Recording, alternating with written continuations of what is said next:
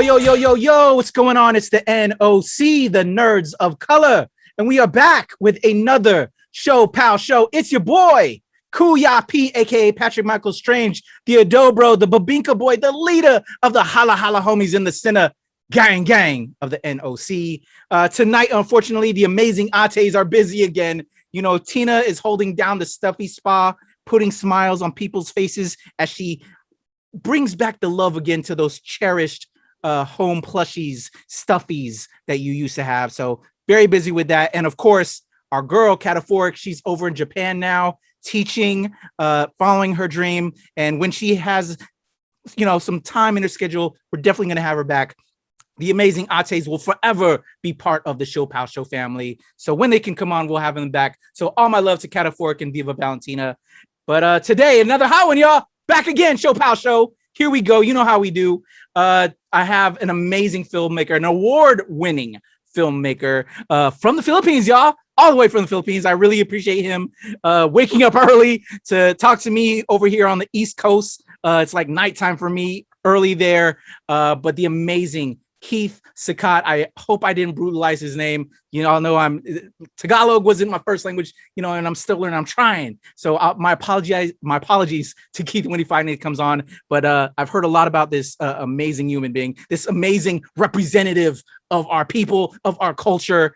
This is why I did ShoPowSho, is to, you know, show love and light and just spread the knowledge of the amazing people that we have that are killing it in the entertainment industry, in various industries, because, you know, we have everybody on here because we want to show love to our people, our kababayan. So let me not waste any more time. Let me bring on the amazing Keith Sicat. I'm going to gallery view. Keith, you can go ahead and unmute. There he is. Air horns are blasting off, Keith. You can't hear it because I didn't want to deafen you, so it's in post, but we are giving you your flowers. Welcome to the ShoPowSho. How are you, sir? Hey, thanks for having me, Kuya P. It is awesome. I'm so stoked because I see a fellow comic geek in the background you got there. So, you know, I'm seeing like Spider-Man swinging around. I'm seeing all this stuff. I'm envious of your toy collection. This ain't even half of it, my friend. If you watch the opener to ShoPowSho from my theater, it's crazy. I have too much stuff. It's called doing too many conventions and shows and knowing too many amazing people like yourself that have been very sweet. I love it. I have stuff that can adorn everything, but it's a lot. It's a lot. So stay tuned. I might have a giveaway to just hook up our amazing fans that are supporting us and doing what we do. I'm sure you have the same in your closet, or I don't know. Where do you keep all your fandom, Keith? Well, it's kind of spread out, but I got the Bat Cave, you know, I got the Bat Cave going. So that's where the comics and like the figurines, and I'm sure all the old people walking in there like, what's going on? What's wrong with this guy? So got the long boxes. Do you still have like your original collection growing up? I don't got the long boxes, but I'm like, I was kind of religious about like keeping them in their you know, acid-free plastic container, you know, like each comic that way. I mean, I have comics older than me that are like in pristine condition. So, you know, I was kind of OC as a kid. Hey, the same. I still have probably about it's crazy. And I've been told, yeah, like, Patrick, what are you doing with them? Well, you know, it's amazing. Yeah, I'm probably going to actually sell a lot of them because your boy needs some more film equipment because I'm a filmmaker as well. But yeah, they're all poly bagged, all boarded, bagged and boarded. But yeah, anyway, that just enough of the nerd stuff. But yeah, we could probably have fun going through each other's collections, Keith. I'm sure you have some money. Because you said there was before you were born, so I'm sure you got some money.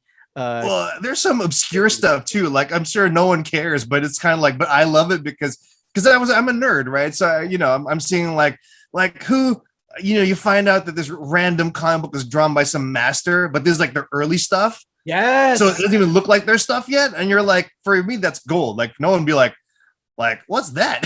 You know, who cares about that comic? Like, I do, because it's awesome. So I love that. I was very much the same way as I grew as an artist and as a creator. You know, I wanted to dig and learn from the greats that, you know, inspired me. So anyway, we're going to get into that as part of our conversations because I want to know your influences that helped create you into the amazing creator that you are.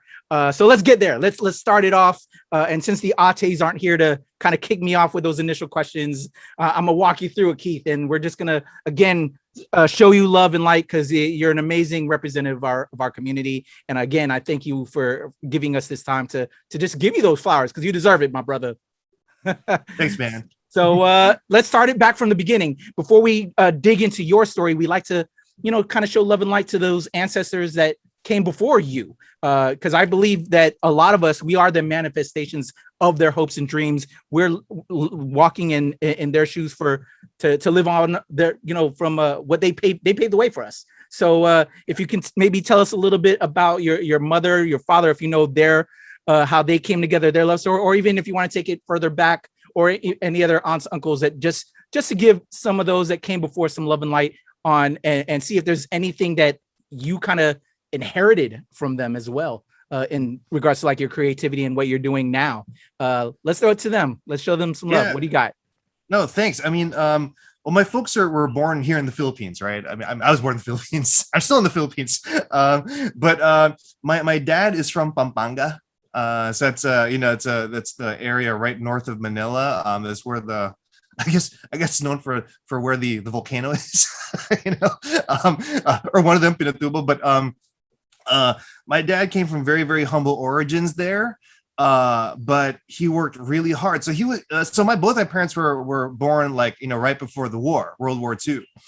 And so they had some really kind of, especially my dad had some really harrowing experiences as a kid growing up. I mean, literally, it was kind of weird. Like, usually during wartime, you want to go from the city into the province, like the safety of, of the provinces, right? And his family instead, it was so hairy where they were. They actually went to Manila for their relatives. So they actually went to the frying pan, So he had these crazy stories of being a little kid. He was a shoe shine boy. He was selling cigarettes as a small kid, he's 6, 7, and he had a crazy story where when he was a kid, they're bartering, selling stuff, and a Japanese soldier had actually ripped them off. He was trying to buy cigarettes from soldiers to resell, right? So you sell it per stick. And he, bought a pack of cigarettes from a Japanese soldier. And when he looked inside, it was just corrugated cardboard, right? He got totally ripped off, right? And so, my dad, he's like, hey, hang on a second. So he chased after the soldier, right? This little kid chasing after the soldier, you cheated me out.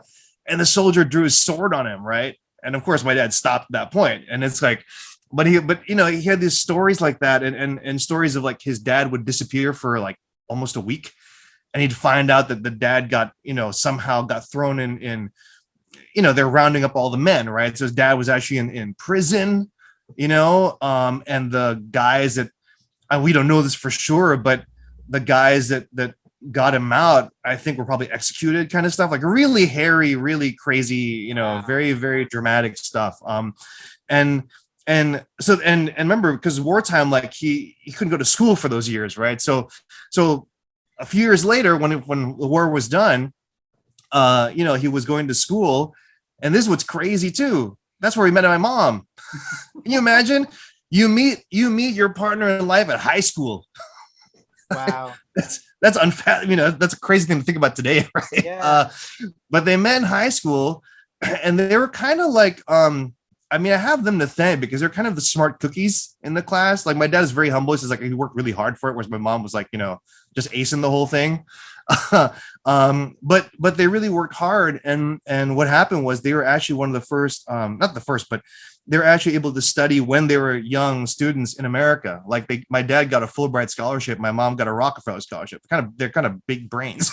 Wow. I'm very ashamed. I'm always putting them, making them ashamed, because I've not achieved, the heights of brain power that they did. Right. That's Filipino parents for you, though. I know, always outshining you. Right. And you're always okay, I feel this big, you're always in the shadow. Wow. But yeah, so they're but they're pretty nationalistic, so they came back, you know what I mean? As soon as they could, they'd come back, and they're professors. They taught at the University of the Philippines. Awesome. And that was kind of their life, right? So that's my parents. And what's interesting though is that you might think, well, where's the art side come from? Right? Because because they're not in it. But what's interesting I think kind of comes from two sides, right? A little bit of both sides. My dad, although he's, academic, his my cousins on his side tend to have like an artistic streak. My dad could draw, like that was like, he can draw, but he never pursued it, right? But I have cousins who, like, in the US, who do comic books or animation. Like one of them, I remember one of his first gigs was working for Spielberg on one of his animated series. So as a storyboard artist, and I have cousins who are in the fine arts, like they're painters, or I found out like other strains are relatives. Like, oh, I didn't know you're a relative, because everyone thinks like, yeah, right. have the same last name, but you're like, we're probably from different strands, and we chat, and they're like, no, we're from the same, like, we're just a different branch from the same tree, and you're like, oh wow, and they're in the arts too. One's a poet, one's a sculptor, so there's that side. On my mom's side, what I never knew, because my lolo, my granddad was very strict guy, right? Baritone voice, very very kind of like you kind of cower, when you see him, right? And I didn't know, because he was very bold, he was very handsome and tall and very well spoken with his voice. I didn't know he actually acted. He was in two films. I mean, that's like deep, dark secret kind of stuff, right? Because he's a judge, he's in law. But when he was a younger man, I think when he was studying, he actually acted in two films. Sadly, they're no longer around because we don't have archiving here in the country. But yeah, so it's kind of like you have these two sides, and both of them, and both my folks, I think, were pretty well read. I mean, you kind of, books were something you saw all the time. Yeah. So I think that was, and I mean, any kind of book, like the whole gamut. So I think all those things kind of helped, kind of like set the stage for the insanity that sits before you, Well, I love that, dude. Keith, thank you for sharing that. That's I just love these stories. That's why I do this show, is to just again shine love and light to you with everything you're doing, but just also this other amazing history that others may not know about, and that can rekindle it for you as well as a being, because I think it's therapy to just remember and bring back our ancestors alive, and you feel they're in our presence again. And I just think that's so beautiful, and that's amazing. I love that. So thank you for sharing, Keith. So growing up, let's talk about now you're in the world. Your amazing parents, they made this person that I'm looking at right now. Tell me about growing up in the PI. Let's go between the ages of 1 and 5, or actually 1 and 10, of just born and raised in the Philippines, and what life was like for you growing up. Well, I'm a martial law baby, first and foremost, right? I was born during the dictatorship, and that actually, like, as a kid, you don't realize how it permeates your life, but as an adult, you're like, wow, man, like there's a lot of weird, it's uncanny that we existed through that, for so long. And I mean, that's why I'm wearing my Voltus 5 shirt. If you guys know, Voltus 5, right, it's a Japanese anime that was on during martial law, and it actually got banned. I actually never saw it because I was born too late. Like all my siblings, I'm the youngest, right? All my siblings know Voltus 5, right? I just only heard about it. It's like this legendary thing, like, oh my God, this Japanese cartoon with this giant robot beating up, monsters from outer space, right? And it was banned. Can you believe it, right? It was a banned show. And I think this is why it kind of burgeoned my healthy distrust for authority, because the official thing that everyone would say is like, oh, it was banned because it was violent, right? And you're kind of like, like that, I don't know. There's a lot of other shows that were on that were pretty, that were just as, right, if not worse. Mm-hmm. And then as you grow older, then you realize, oh my gosh, the reason why that show was banned was the underlying message, which was 5 young people, right, 5 youths. When they work together, they volt in, right? That's their thing, right? They volt in. That's how they build the giant robot, to beat up the monsters. It's like, wow. So the 5 youths, when they get together and they work as a team, they can overcome these like obstacles, and the monsters are coming from this dictatorial force, right? Yep. So you're like, oh, that's why they banned it, is because like they knew that the reading of this underneath, the audience is going to get something from this, right? They're going to understand like the message, Yeah. And so they banned this thing. So imagine, and so this is a theory, the strange thing. So as a kid, there's the era of like Betamax and VHS, right? Yeah.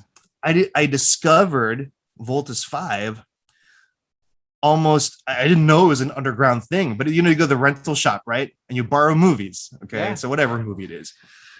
And then I found out just by accident, like, because I let the movie, like, after the credits, it was just playing, I didn't stop the tape. 20 minutes after the black, all of a sudden, Voltus 5 episode would come on. And I was like, oh my God, this is an Easter egg before the Easter egg was a term, like, oh my Lord. And then I started renting all the tapes from this store, like whatever movie, didn't matter. Right. And then I would fast forward and I would find they'd like hide Voltus 5 episodes at the end of these movies. Wow. So me as a little kid, I'm like consuming, I guess, underground material, right? I mean, for me, I'm just like, yeah, cartoons, but I didn't realize that was actually like an underground form of distributing under a dictatorship. Wow. Like it's kind of like, now as an adult, you're like, whoa, that's really kind of wild. And again, I think what's really, I mean, as a kid, I remember this very, very well. I mean, and maybe this is why I can't separate kind of like the social reality and stuff from like the work that I like to do, or the stuff I'm interested in, right?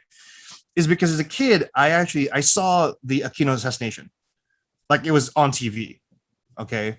That was a dark, I mean, I don't understand what that means. I don't really understand what the political situation was. I'm small, like how old was I? Like what, 5 or something, right? 4 or 5, right? But I remember when that happened, right? I remember seeing Aquino arrive at the tarmac, and as a kid, to this day, I remember it. It was kind of a live, I don't know if it was a live broadcast, but they weren't like editing or censoring and stuff yet then, right?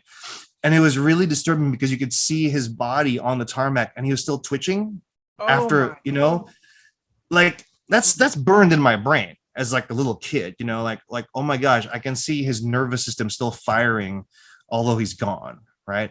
And I remember that day really well because all of a sudden all the titas and titos popped up in the house. Right.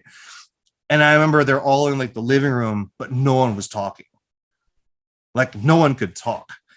And I remember the aura, right? That really grim energy in that room that day. I remember like yesterday. I mean, because you walk in there, you don't understand the context, but you're like, something's wrong. And of course, and I realized, of course, with the assassination just happening, like that's probably it. But I didn't understand like what that meant. What does that mean for the country? What's that mean for our lives? What does that mean for for what's going to happen? And I honestly think that's the reason why, because that's 83, right? I think that's also why, my parents chose to leave, because like it's only going to get more turmoil here, as time goes on, because that was the, that literally triggered I mean, the people power revolution, right? But of course, we didn't know at that time it was going to be peaceful or not. You just think it's going to plunge into chaos, and it was chaotic. But as a kid, that's what I remember. I don't remember like a lot of other things, but I remember that day. Aquino getting assassinated, and I remember that feeling when all the aunts and uncles are in your house, and no one can talk out of like shell shock, right? And so. So cut to a few years later, my dad was able to get a job abroad, in America. He went ahead of us, and we were fortunate that he was able to bring us over. That was the big one, right? Yeah. So that began my journey, as in America, right? As a Filipino in America, What age were you? immigrant experience. I was 7. Or 7? Yeah, I think. Yeah, I was 7 years old when he went over. So still young, still a little kid.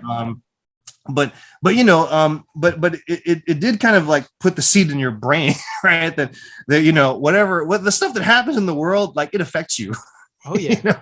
In a real way, like literally, our lives changed because of that incident. That I mean, I don't know, right? I've never, I don't, met the man, but yet his assassination totally set off a chain of events that totally affected like, you know, a whole nation, right, including us. Yeah. And so that's kind of my early days, like living as a martial law baby, and like remembering these kind of really benchmark moments of history that I had the privilege to kind of witness, even with my own, you know, little awareness of what was going on. Like at least I was there, and I kind of remember the impressions are there, right?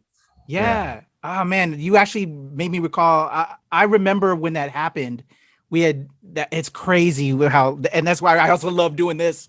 You know, because you and I think you and I, before we started recording, you know, you and I birthed the same year. I think at that time when it happened, I was born in San Diego, California. Then we moved to Italy, and it was in Sigonella, Sicily, the island at the end of the boot. You know, in Italy is when that happened. And I remember my mom had found out, and we were talking about it. But you know, I was little though; I didn't really understand it. But just you know, hearing from her brother and other family members that were still in the Philippines, and just everything that was going on, it was a wild moment. But I can only imagine for you being there, seeing this, you know, like you said, on TV, crazy. It just kind of made you. I think when anything major traumatic like that, kind of grow a lot older when you're a kid, you know, beyond your years. I guess so. I mean, I think it just maybe it frames your like your outlook on life a little bit different. I mean, like I'm still like a kid. I still like what everyone their kids like, but I think it does make you look at things differently. And I think that made me also eager to maybe age up. I guess maybe that's the way to say it. Like, because you know, you as a kid, you know, like this beyond here, right? But it did make you want to like, but I want to know what's going on, and even in little increments, right? Or how, because you see how it affects you, and you're like, I want to get into this, and so slowly, you know, over time, you try to look at things with a different, like a slightly different lens, like because the fact you come from a country where they ban a cartoon, right? You start asking, well, why? You know, why? You start asking those why questions, right? You start digging a bit, and I think that kind of frames how you think. You know, I agree completely, because I know for myself. So when that was occurring, you know, I was asking about our relatives, you know, because my mom was worried, you know, and like your parents chose to come to America. I was like, you know, what about auntie or uncle? Or can they come? You know, like we were trying to figure out ways for them to, you know, come stay with us, or to other members in San Diego, or you know, in America. Yeah. And I think, gosh, man, you having me think about this, because at that time, again, as kids, you know, to just get our mind off stuff, or at least my mom was like, oh, you know what? Let's go buy some comic books. And this is how my love for comic books was born, you know, to get my mind off of the real world stuff that were occurring. And I think these themes of, you know, evil and heroes kind of birth through some of this very real life situations. So through back to you. So would to were your parents very socially active, and obviously, you know, you came to America.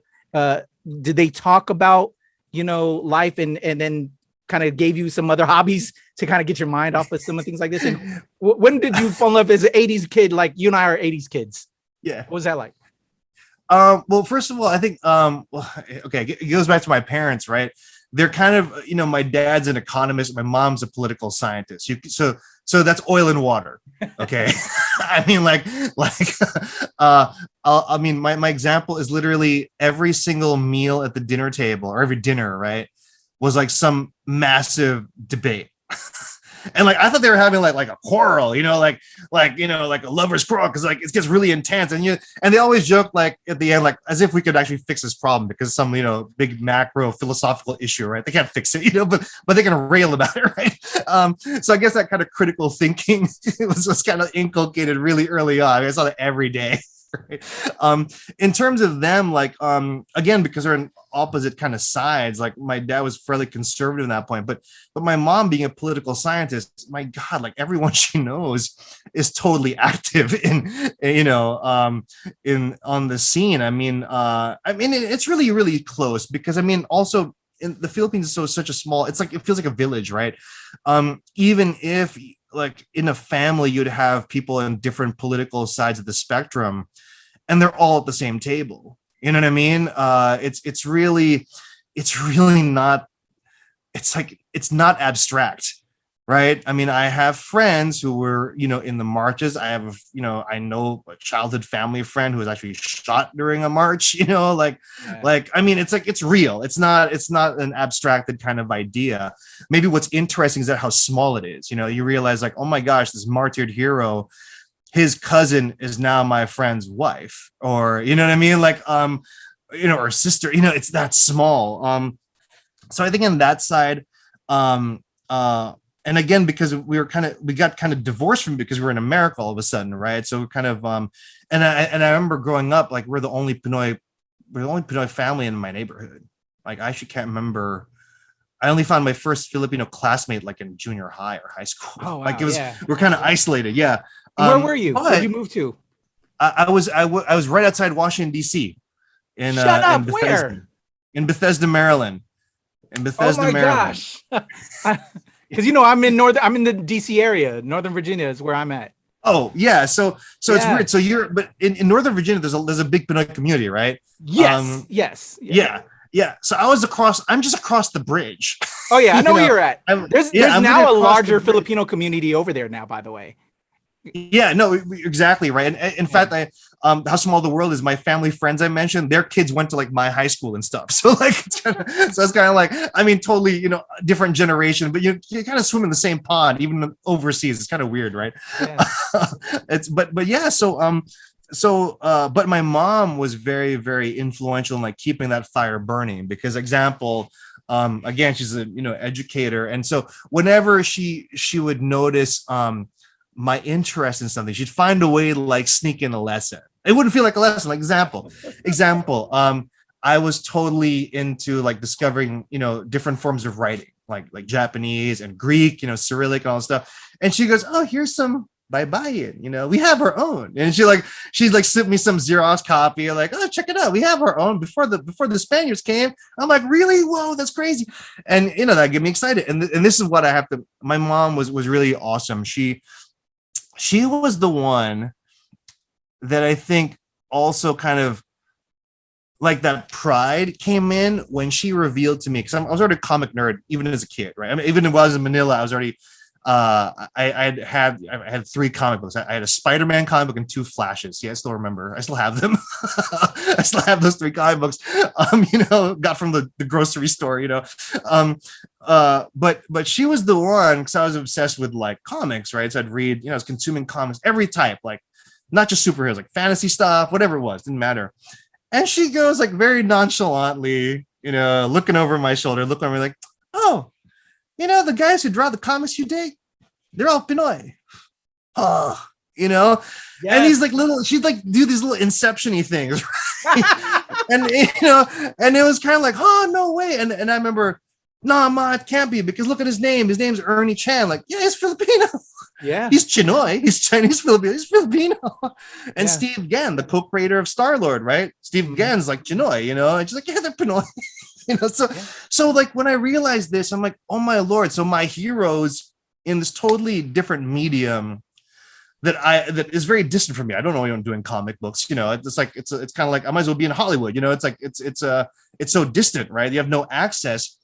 And then you start seeing, oh my gosh, the Filipinos are kicking ass, Yes. right? I mean, like they're at the top level of their game, and you're like, oh, then it's not so like unachievable. Yes. All of a sudden, the degree, that hurdle that you see before you, right, as a brown brother, right, just kind of went lower, and because you have not just one, but you have all these models of like just people kicking butt, and being so razor sharp and just like ruling at their game, and I have my mom to thank for that, to like slide those little lessons in. I'm as a kid, I'm just wigging out. I'm just nerding out at all this information. I didn't realize those were like good lessons that she was imparting. Hell yeah. Yeah. And so that was how my mom like treated things, right? Like she'll find a learning opportunity in everything. And I'll tell you how open-minded my mom is, because we're in the same age, right? When I was as an older kid, I'm getting into rock and roll music and all this stuff. And I'd be like listening to records. And I remember, it's so funny. Like she listened to like my Rage Against the Machine albums, right?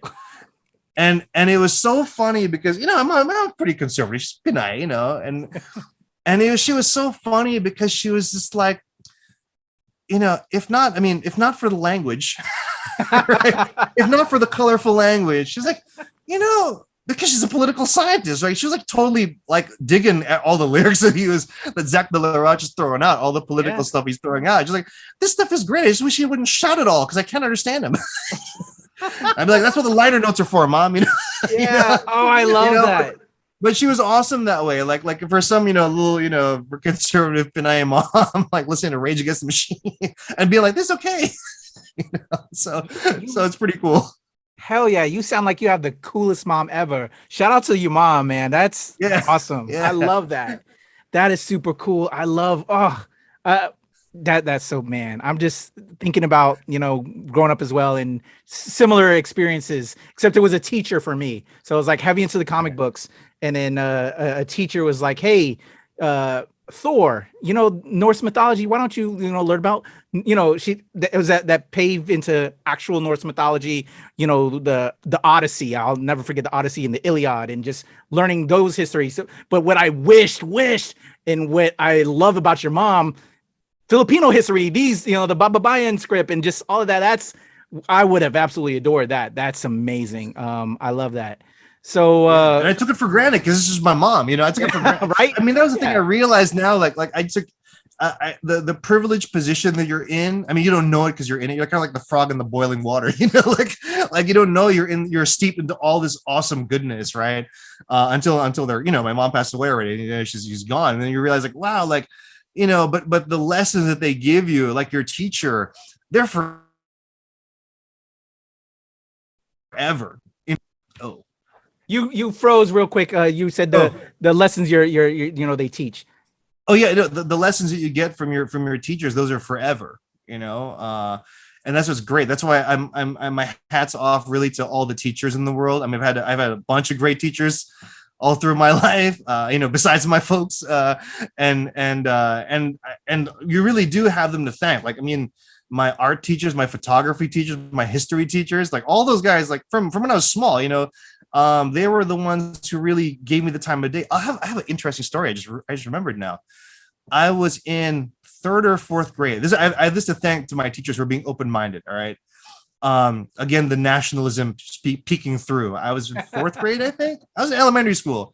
And I remember we had a ditto sheet, the worksheets in class.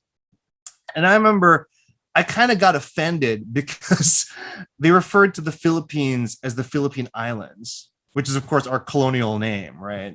Under the Americas. And you can tell I'm OC. So I looked at the copyright date of the ditto sheet, the worksheet, and it was in the 60s. I'm like, hang on, man. We were already independent for 20 years. I got really upset. I went up to my teacher. I literally got up from my desk and went to my teacher and I said, Mrs. whatever her name was, my history teacher, like, this is wrong. This worksheet is wrong. They're calling the Philippines by its colonial name and all this stuff, right? And my teacher was awesome. She stopped the class and she goes, hey everyone, can you put your pencil down for a second, right? And she goes, Keith, can you go up to the front of the classroom and explain to everyone what independence means?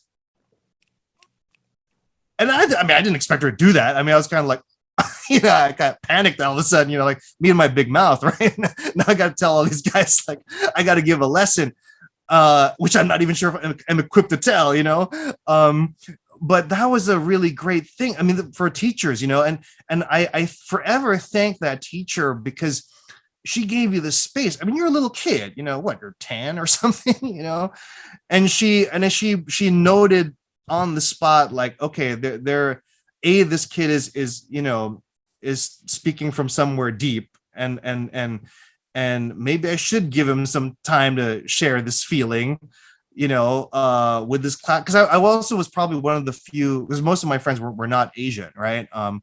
So it was kind of a learning opportunity, and she took it, and that was amazing. And I remember, I remember to this day, 4th grade, I remember that moment when my teacher stopped the class Yeah. and like gave me my soapbox, right, for a few minutes. So that was really kind of cool. So these were really great things that were happening, and these are important things. Like, and I can only imagine not every kid gets this. Yeah. Right. Now thinking back, like, oh my gosh, I was so lucky to have crossed paths with the teachers I crossed paths with, and all the experience I had the privilege to kind of, be present in, because you realize, like how many people get that, Mm-hmm. they get that chance, right, to have that moment, to share. Yeah. And like the whole being seen thing, right? As a 10-year-old brown boy, that was kind of a so in that way, I felt lucky because I didn't, in a strange way, I guess I kind of mitigated any feeling of otherness, like, that we all have as a minority, right? Yeah. That being given the chance to speak and all those things, it kind of put all those questions at bay, right? Yeah. But looking back, but then you look back and I'm like, oh my gosh, I do remember some of my groups of friends, like we were like the Benetton commercial, it's no wonder you're hanging out with the mixed kids or the new immigrant kids. I mean, I have a lot of white friends too, but but it was kind of like, oh yeah, like there's certain times you realize like you're hanging out and you look around and you're all the others, Yeah. So and it was a natural thing. It's not like you sought it out, right? It's a very just natural gravitation because of, there's a commonality of experience, I guess, but yeah, really fascinating, thinking back. Thanks for triggering all this stuff. Oh, nah, man, I love it. I think these stories are so beautiful because again, these are, it turned you and manifested into who you are now. And these are important moments, and shout out to your amazing mother. Shout out to your amazing teachers. I adore that. I love this type of story and history. So I love how you were outspoken. So let's flip it to the other side of the coin. Were you always that prideful? Were there any moments, because we've had some prior guests on, and there's sometimes we've had stories of self-hate, growing up, you're away from the Philippines, you're in a different place, and you're assimilating to quote unquote Western culture, but it seems that well, as you said, your mom was very proudful and your parents were very proudful, so they instilled also a love for you. But how was that, because you're still young and growing up and trying to choose that space? Can you take me there? Were there any negative experiences that occurred, and how did you deal with that? Well, we're talking about racism basically, right? Yeah, We're talking about, exactly. the feelings of racism and prejudice. I mean, I was lucky in the sense that because I landed in outside Washington, DC, right? Although it was predominantly, non-Asian, I was lucky in that it was kind of still a polyglot community. Like there might have been any literal Filipinos there, but I had classmates that were Indian, or Bangladeshi, or German, whatever it is, right? Or they're Polish, so whatever background it was, there was at least a feeling that whatever, regardless of race, you're kind of were in the same otherness boat, right? But you do get it, because I mean there'll be things where, or maybe a classism issue. Yeah, or even things like there'll be some, I mean, I still remember them, like some remarks that I think they weren't meant to be mean, right? I mean, they're kids, but it's a whole thing, like if you're Asian, you must know martial arts, or you must say ching chong chang, and all the stuff, and or the classism thing, like I still remember this, like classmate said, like, oh, the Philippines, that's where they make a lot of cheap stuff, right? And it's kind of like, and I have a feeling that they didn't mean to be kind of, it's kind of like off color, and it wasn't just on their radar of how kind of sensitive that kind of way of speaking, could be, so definitely you get that. But what's so strange? I think that's where perception comes in, and I think it's so bizarre because like for me, example, I thought as a person living so long in America, I was pretty westernized or Americanized Western, right? But then you kind of get a glimpse. Like I'll have my Caucasian friends over the house, and I didn't realize because I thought I forgot my Tagalog at a certain point, like in my teens. Like it became When I was younger, I could switch, but as the older I got, it became really hard to really switch back and forth. So in my teens, I'd have a friend over, and I was thinking I was speaking all in English. I just assumed it. And I remember looking at him and had this look of like this puzzled look on his face. And I realized, oh my gosh, I was speaking Filipino to my mom. Speaking Tagalog to my mom. And in one breath, I switched from, English to Tagalog and then switched back. And then looking at my friend as if he understood everything, So, and then I realized, I'm still switching back apparently, right? And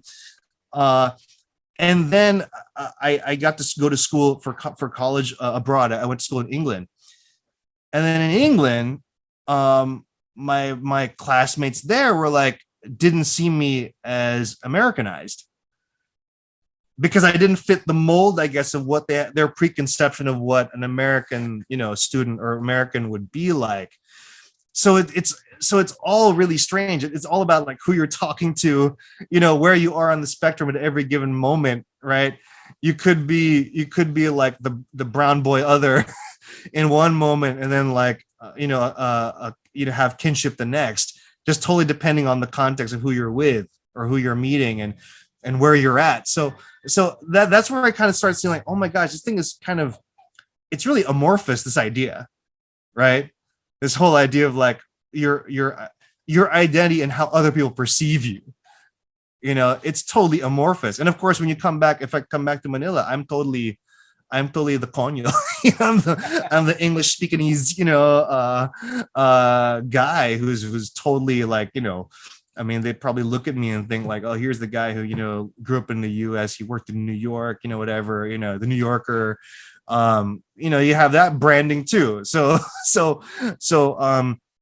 and those are things that I think I had to kind of slowly overcome, even at, coming back home here. Right. So it totally depends where you are. It's never a fixed thing. I think it's a moving target, I guess my point, right? It's a moving target depending where you're at, who you're with, what their perception is like. Right. Because it's weird, to hear that, to think that you're one thing and then be considered you're, something else just because your context changes a little bit.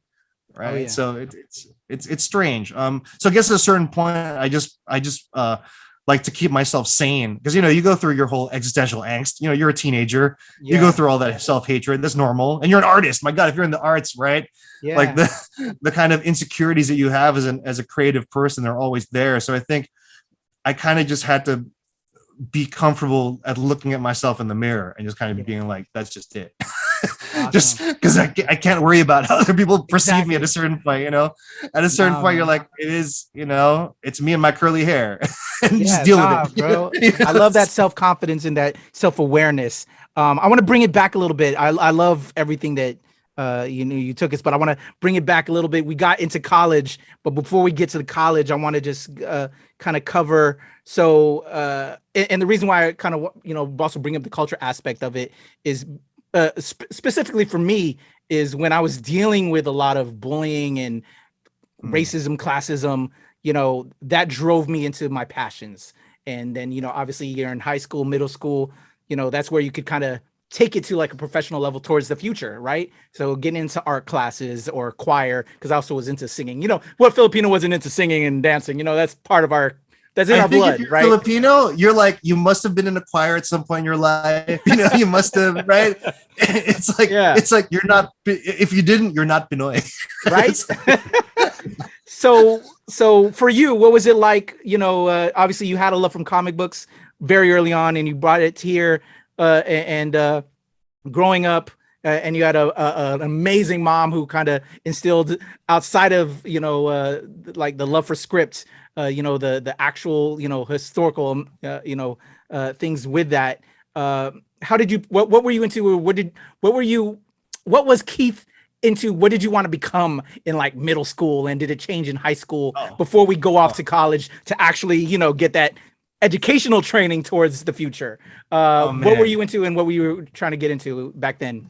So as you know, I'm a nerd, right? I'm a fellow nerd. So, I mean, and again, because I was into comics all, since I was a wee kid, right? So, well, maybe I'll preface this with this. My very first comic that I got in the Philippines, right, that I bought from the rack, like I actually picked it, right, was a Spider-Man comic. And I remember I felt kind of guilty because when I opened up, the splash page was was Spider-Man getting on with Black Cat, like they were snogging, they were like deep kissing. I'm like, ooh, this is so taboo. This is great. As a little kid, I'm like, wow, this is great. Like, this is amazing. Is it amazing? Was it web? Was it spectacular? No, it was amazing. I don't even think they had the other comics here yet on the rack. It was just Amazing Spider-Man. It was Peter Parker as Spider-Man, his mask half up, and he's like totally French kissing Black Cat, Felicia Hardy. And I'm like, I love comic books. So that kind of that tells you like right away, like I'm, I somehow keep on finding these underground ways, or like, see, I mean, it's mainstream, but kind of like, it's not a typical splash page for a Spider-Man comic book, right? I kind of get these things, right? So comic books is it. I mean, I thought I was going to become, like, if you asked me what I was going to become, I thought I was going to become a comic book illustrator. That's really what I thought I was going to be. And it took me like a long ass time to get here. I deferred that dream for like 2 decades, but that's what I thought, so everything I was doing was art related, right? For the longest time. So art, visual arts, of course, photography. That's what I was getting into. Those were the days too of like MTV when they played music videos.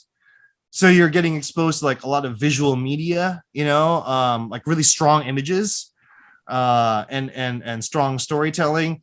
You're into, I was kind of just voracious for stuff, right? So I was kind of into everything. But even like animation, that was the days of, I don't know if you remember this. Have you heard of Liquid Television? Oh, yes. MTV? And like Eon Flux.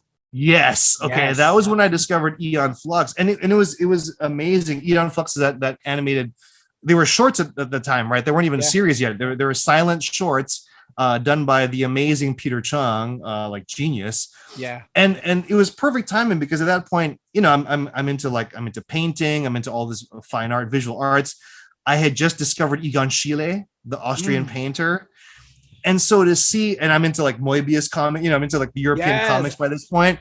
So when I see, the good stuff, the good stuff. And when you see Eon Flux, I'm like, oh my God, this guy just put together every single thing that I love into this crazy thing. It's like this action oriented, like really kind of edgy, like, bordering on erotica, on TV. Like, I don't know how they got that through TV. Moebius sci-fi, but they look like Egon Schiele drawings, like all the things that you could possibly love. It's like the guy tapped your brain, like if like he had like a mainline nervous system, like, and he made it.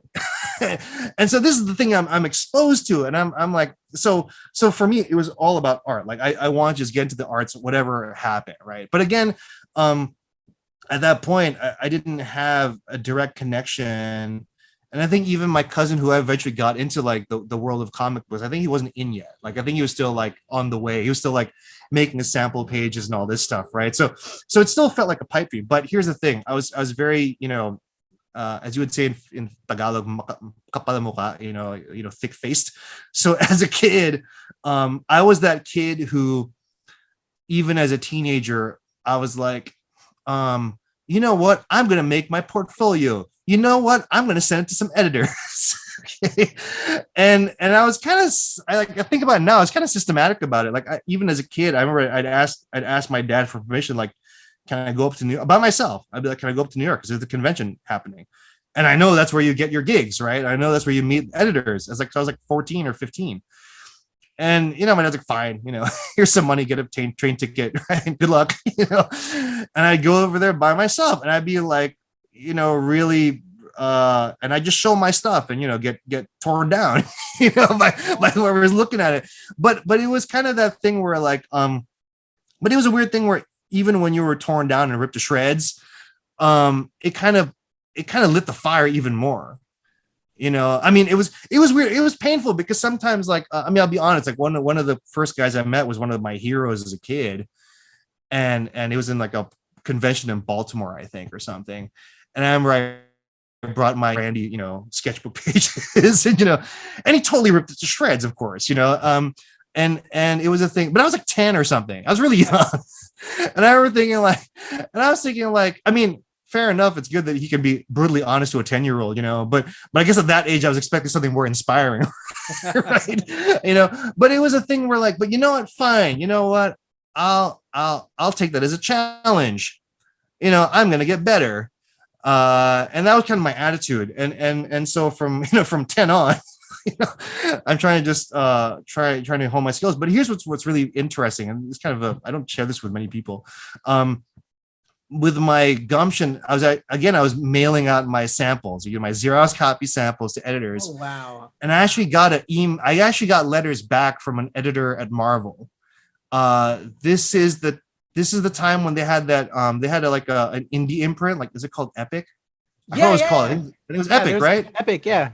I remember. The creator owned stuff, right? Yeah. So an editor from Epic actually wrote me back. Wow. And we were talking about stuff, and it got to the point where I think he stopped this. I was like, hang on a second, Keith, how old are you? Right? And so of course I told him, I'm like, dude, I can't even hire you. It'll be illegal. You're underage. I'm like, oh really? I had no idea. I had no idea. And he goes, yeah, man, you gotta wait. You gotta wait till you graduate. You gotta wait till you're done with school before I we come talk again. And when you're a kid, I mean now, like, 2 or 3 years feels like a short time, but when you're young, that's like forever, Oh yeah. And I remember thinking like, what? I gotta wait like 3 years before we talk again. I was like, so I was kind of heartbroken, but that also, again, it then showed you like, okay, if you kind of work hard, then again, the things that you think are unattainable, like, they're closer than you think. I mean, I still can't believe to this day that editor, like, was talking to me. Right. So that was kind of the thing, like, okay, well, if that can happen, I'll just keep on pushing forward. And of course, by that time, you're getting into other things. I'm getting into movies, I'm getting into, I'm watching movies now, and I'm like, wouldn't it be cool if you could do, and again, it's still a pipe dream because I don't know anyone making movies, right? I'm not, no one's in the family, right? So again, it's a pipe dream, but you think, well, maybe if I start applying myself, the doors might open, right? So that's when I got into photography. I started trying to learn all the technical stuff, just in the chance that if I get lucky, maybe I can explore this other medium too. So that's when cinema shanghaied me, basically. So did taking classes in high school before we ventured off into college, did the actual technical aspect of it not take away from, it's one thing as fans, we're consuming the comic books, but then to get the professional technical aspect of it, sometimes it, can, I don't know, and then, as well as with film and photography, I remember photography classes in high school, again, you and I go back, we had the film and developing film, man. That's different this digital age, right? It's a whole other kind of process. And, some people fell out of that. They didn't want to be in a dark room and worry about, transposing, images and stuff like that. Yeah, I kind of nerded out on that stuff. I kind of dug like same, right? Because I was like, you mean to tell me I expose this thing to light and it gives me an image and I can print it on paper? That's wild. Just the idea of that is wild to me. And you can develop stuff in your bathroom. You shake, I mean, all these things that you thought were impossible because you have to go to a lab to do it. Like when you realize, I think the more you learn, I guess is my thing. The more you learn, the less you know, and then you want to learn more, right? It's kind of this never ending thing. So for me, the technical stuff didn't, I mean, it scared me because I'm not a very technical guy. Like, I don't have a natural aptitude for that, but I felt like if you're going to master, this is the craft part, if you're going to master the thing, master it, like don't half-ass it, if I can say that, just don't do it, go it full on, right? Just do it all the way. So same thing with the art. I was very fortunate that, in high school, I had one of the best teachers ever. He's actually, shout out to him right now, Mr. Bartman. Okay. Mr. Bartman, he is the guy. I went to public school. I'm in a public school, right? In the US, there was this annual award called I forgot what it was called. It was a National Arts Awards or something. Basically, it was for all high school students, and if you win it, you get a scholarship for free. You go to art school, they pay for everything. Okay. And my teacher at that point for 15 years straight, it was his student that won the top award. Wow. And it wasn't, and they're from very different styles. Like it wasn't a single style of student, because sometimes people copy the teacher and like everyone does social realist painting or whatever it is, right? It was different styles, different things. His class was so well known that I had private school classmates coming in for his class. And there was a ton of us. I mean, we're like 40 kids in this tight little studio arts room, you know. And I had classmates who weren't in studio arts. They'd be scared to go near that room because they're like, oh, that's where all the weirdos go. that's where all the artists go. Like we kind of don't. There's like a force field around there. Like we don't go in there, you know. But that was the milieu that you were in. So you had these amazing classmates and peers. Again, all different styles.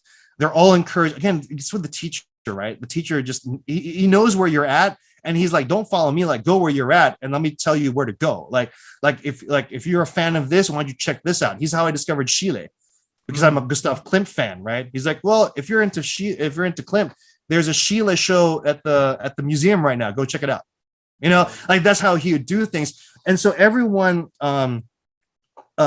it was just so exciting because you're seeing everyone progress at their own thing. Like they're shining at doing themselves, right? The whole you do you thing. I saw that every day, you know, in my studio arts class. And so that also took the instead of like, again, it's treating it as a challenge. Man, that guy can use oils like there's no tomorrow. You know, I want to do that. I'm going to try that. And you're going to fail miserably for a while, you know, and they'll be brutal. We can be kind of brutally honest with each other. Like, you know, like your first oil painting, they'll be like, Keith, man, I don't know what's going on here. You know, they can be brutally honest with you, and you kind of take it. You kind of, you know, you might be offended, but you're like, all right, fine, challenge again. You know, let me do it again. And sometimes they're right. That was kind of the thing that I learned too, was that even if, you know, criticism is painful, mm-hmm. I mean, we're all artists. We're all, you know, we're onion skin, you know, yeah. You know, because you're putting your soul out there and someone's judging you. Yeah. But sometimes if you can kind of overcome, like if you can overcome the knee-jerk reaction, right, and kind of really listen to what they're saying, sometimes it can actually be right. So, example, I prided myself on being a good draftsman. Like I could illustrate, you know. Mm-hmm. And I remember we had one of our assignments was to do like a large, like 6-foot drawing, graphite drawing, but realistic, right? It had to be like, you know, photorealistic. And so I'm drawing up a store. I'm all full of myself, you know, and my classmate goes like, dude, you're drawing what you're thinking. You're not drawing what you're seeing. That's all he said. And I was like, it riled me up. Like, what are you talking about? You know, what are you talking about? But I remember, so I took it as a challenge, but I mean, it was a critique, but it was a challenge. I remember thinking, no, you know what? I'm going to take him up on this. You know, I'm going to take him up on this. I'm going to really see, right? Like, you know, like with laser focus. So I scrapped that. I mean, it's a 6-foot drawing. Like it's, you know, and I'd been working on it for like 2 or 3 days already. I'm like, I scrapped it. I have no idea where. I think I threw it away. I mean, I literally like tore it up, you know, out of anger, you know. And I started again. And I tell you, that challenge, I still have that big. I never let go of it. I still have that big drawing, you know, in the house, because that gave me the ultimate lesson of seeing. Like I was finally drawing. Like I had my friend pose for me, another classmate. And I put him in this horrible position for days. Like he had back pain for the rest of his life, probably, you know. But I remember it was a lesson in seeing. Like I was drawing, like you go through class and you know how, let's say, like the folds of your clothes should do this way because it's the volume. But in real life doesn't do that. Real life doesn't do what it's supposed to do, right? And when I started looking at it, I'm like, oh my gosh, this fold at his knee is not doing what it's supposed to, and yet it's in front of me. I'm going to draw that like as I see it. And that was one of the best lessons of like really, like truly seeing something, you know, not what, again, get rid of your perceptions, get rid of your training. Your training is there to help you execute it, but not to tell you how to think and not to tell you how to probe, right? The probing is on you. How deep do you see? Right. And that's what got me. And so again, that criticism from my classmates, which to this day, I'm still like, you know, riling over, right? I'm still boiling over. But you know what? That was the best thing that he could have said to me.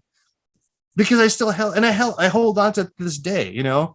So that was the thing too. Like I think like the technical stuff and handling, you know, critiques and stuff. It was kind of I was in the best possible place, like the whole finding your tribe thing. I was in the best, safest possible tribe for that to happen in. Because guess what? On any given day, any of these 40 classmates can kick your butt. You know, they can take you to the floor and wipe you around, and you're nothing. You're like, compared to these awesome artists, you know. And to this day, half these guys are still working in art. It's really cool. Like some of these guys are like they're like fine art painters. That's like awesome. they're in galleries and stuff. So it's kind of like, yeah, you know, you're a little dude, you're a little fish in that pond, right? But it's such an honor because then I still have those lessons in me, right? Years later. Yeah. So again, technical stuff, I embrace it. Let's put it that way. That's beautiful, man. I love that. That's again, that, like you said, it echoes for the rest of your life. And you took that and you ran with it, and it's so important. I love that. Thanks for sharing that, Keith. So obviously these skills started happening in middle school, high school, and now, as you said, going back to where you went to college in England. One of it's part of the key kind of line of questioning when we do these ShoPowShos, because as Filipino parents, you know, arts and as you'll see in some of the other ShoPowSho interviews, you know, arts is cool, but it's and you had educated parents, right? But it's like, it's cool hobby, but it's not where you need to do professionally. So what did you want to go to college? Obviously, you wanted to be a comic book artist. You wanted to be artist, but what did your parents also have in mind for you? And then leading into eventually going off to England, what was that experience like? Oh man, that's the crucible, right? Okay, it's the crucible because, you know, I mean, even if my parents were fairly open-minded, right? And they were, I mean, my mom was very encouraging, you know, much, you know, I mean, you could tell, right? In all my pursuits. But, you know, it's like Pinoy parents, man, like, that's a good hobby. A career. That ain't a career. And so that was really tough. I remember all throughout my high school, it was a constant battle, actually, to try to prove. And it was kind of painful to realize, like, you know, I'm never going to prove myself because it's like comparing, you know, basketball and baseball. Like, you can't compare them. Like, what's better? You can't. They're different games. And that was a thing where, like, you know, you can be the best baseball player, but if you can't play basketball, and that's the criteria, then it doesn't matter how, if you're the top guy with a high batting average, you suck at basketball. Right? And so that was kind of what I was going through, where I could not fulfill that expectation. You know, I remember my parents were like, you know, they got PhDs and stuff. You know, like it's a long shadow cast, right? So that was really tough. And I remember, and that was kind of where the existential crisis was always creeping in, like throughout all of high school. It was really tough. And I remember I did try to kind of I think that's why I had fire, to kind of try to forge my own way, to be like, look, I remember I really tried. I remember I told you about that arts competition, right, to go to school. I mean, my teacher was even nice to me and said, like, apply. And I was like, but Mr. Barman, I'm not American. I don't carry the passport. They won't let me in. I was like, just try, man. You know, like, you know. And I remember I got far enough that I was actually, like, on the short list, but then I had to get taken out because I'm not American, you know. So that was a big blow, because then you're like, oh my God, like, if I can't get a scholarship, there's no way I can pursue this dream, right? So I tried really hard, and I even got a partial scholarship offer from like a school in like Carnegie Mellon, which is like, it was awesome. You know, but again, it was partial. It wasn't all of it. And, you know, my folks, like, they're like, we can't afford that. You know, I mean, thanks for trying to get your scholarship, but no, you know, and I'm like, Dad, it's Carnegie Mellon. It doesn't matter, you know, not for art. And no, because, like, Carnegie Mellon's expensive. Right? And so that was the thing. I mean, credit to my dad, though. The reason why I got to go to school in England was because of his job. Basically, his job had an education plan that if you're dependent, will pay for some of their education. Right. Another big privilege, right? Another massive privilege, right? And so that's why, but you have to go to school abroad. That was the thing. You can't go to school in the U.S. You have to go to school abroad. So of course, don't speak other languages than English and Filipino. So I guess I'm gonna go to English speaking country. Canada's really cold. And I guess because of the trauma of going through the high school, debacle, you're kind of like, maybe it'd be safe to have an ocean between me and my parents for a little bit. So like, and two of my siblings went to England for school too, right? Because the same program. So thankfully I went there, but I couldn't do art, right? So the compromise, it wasn't even a compromise. I kind of just forced my way in there because, I took a double major in philosophy and literature. Right. To which my dad was still kind of like, man, why'd you take philosophy and literature? What are you going to be? You're going to be a professor? Like, there's no money. It's funny from an academic. There's no money in education. It's funny. Like, so it's kind of funny. Like, man, you can't win. You can't win. Right? So, but I tried to take the course he wanted, which was like a triple degree course. Like, I don't have enough brain power for that. I'm not going to become a future prime minister. I don't have the capacity, but I did go do a double major in the UK, which was still cool because here's the thing. Also, I realized just because I couldn't get into art school, or I wasn't allowed to go in art school, right? It didn't mean that it stopped my practice, right? In fact, again, I took it as a challenge of like, okay, what course can I take that can augment, right? That can augment what I already love to do. And I love, reading and nerding out and learning about history and these things. Well, then I'll take philosophy and English lit.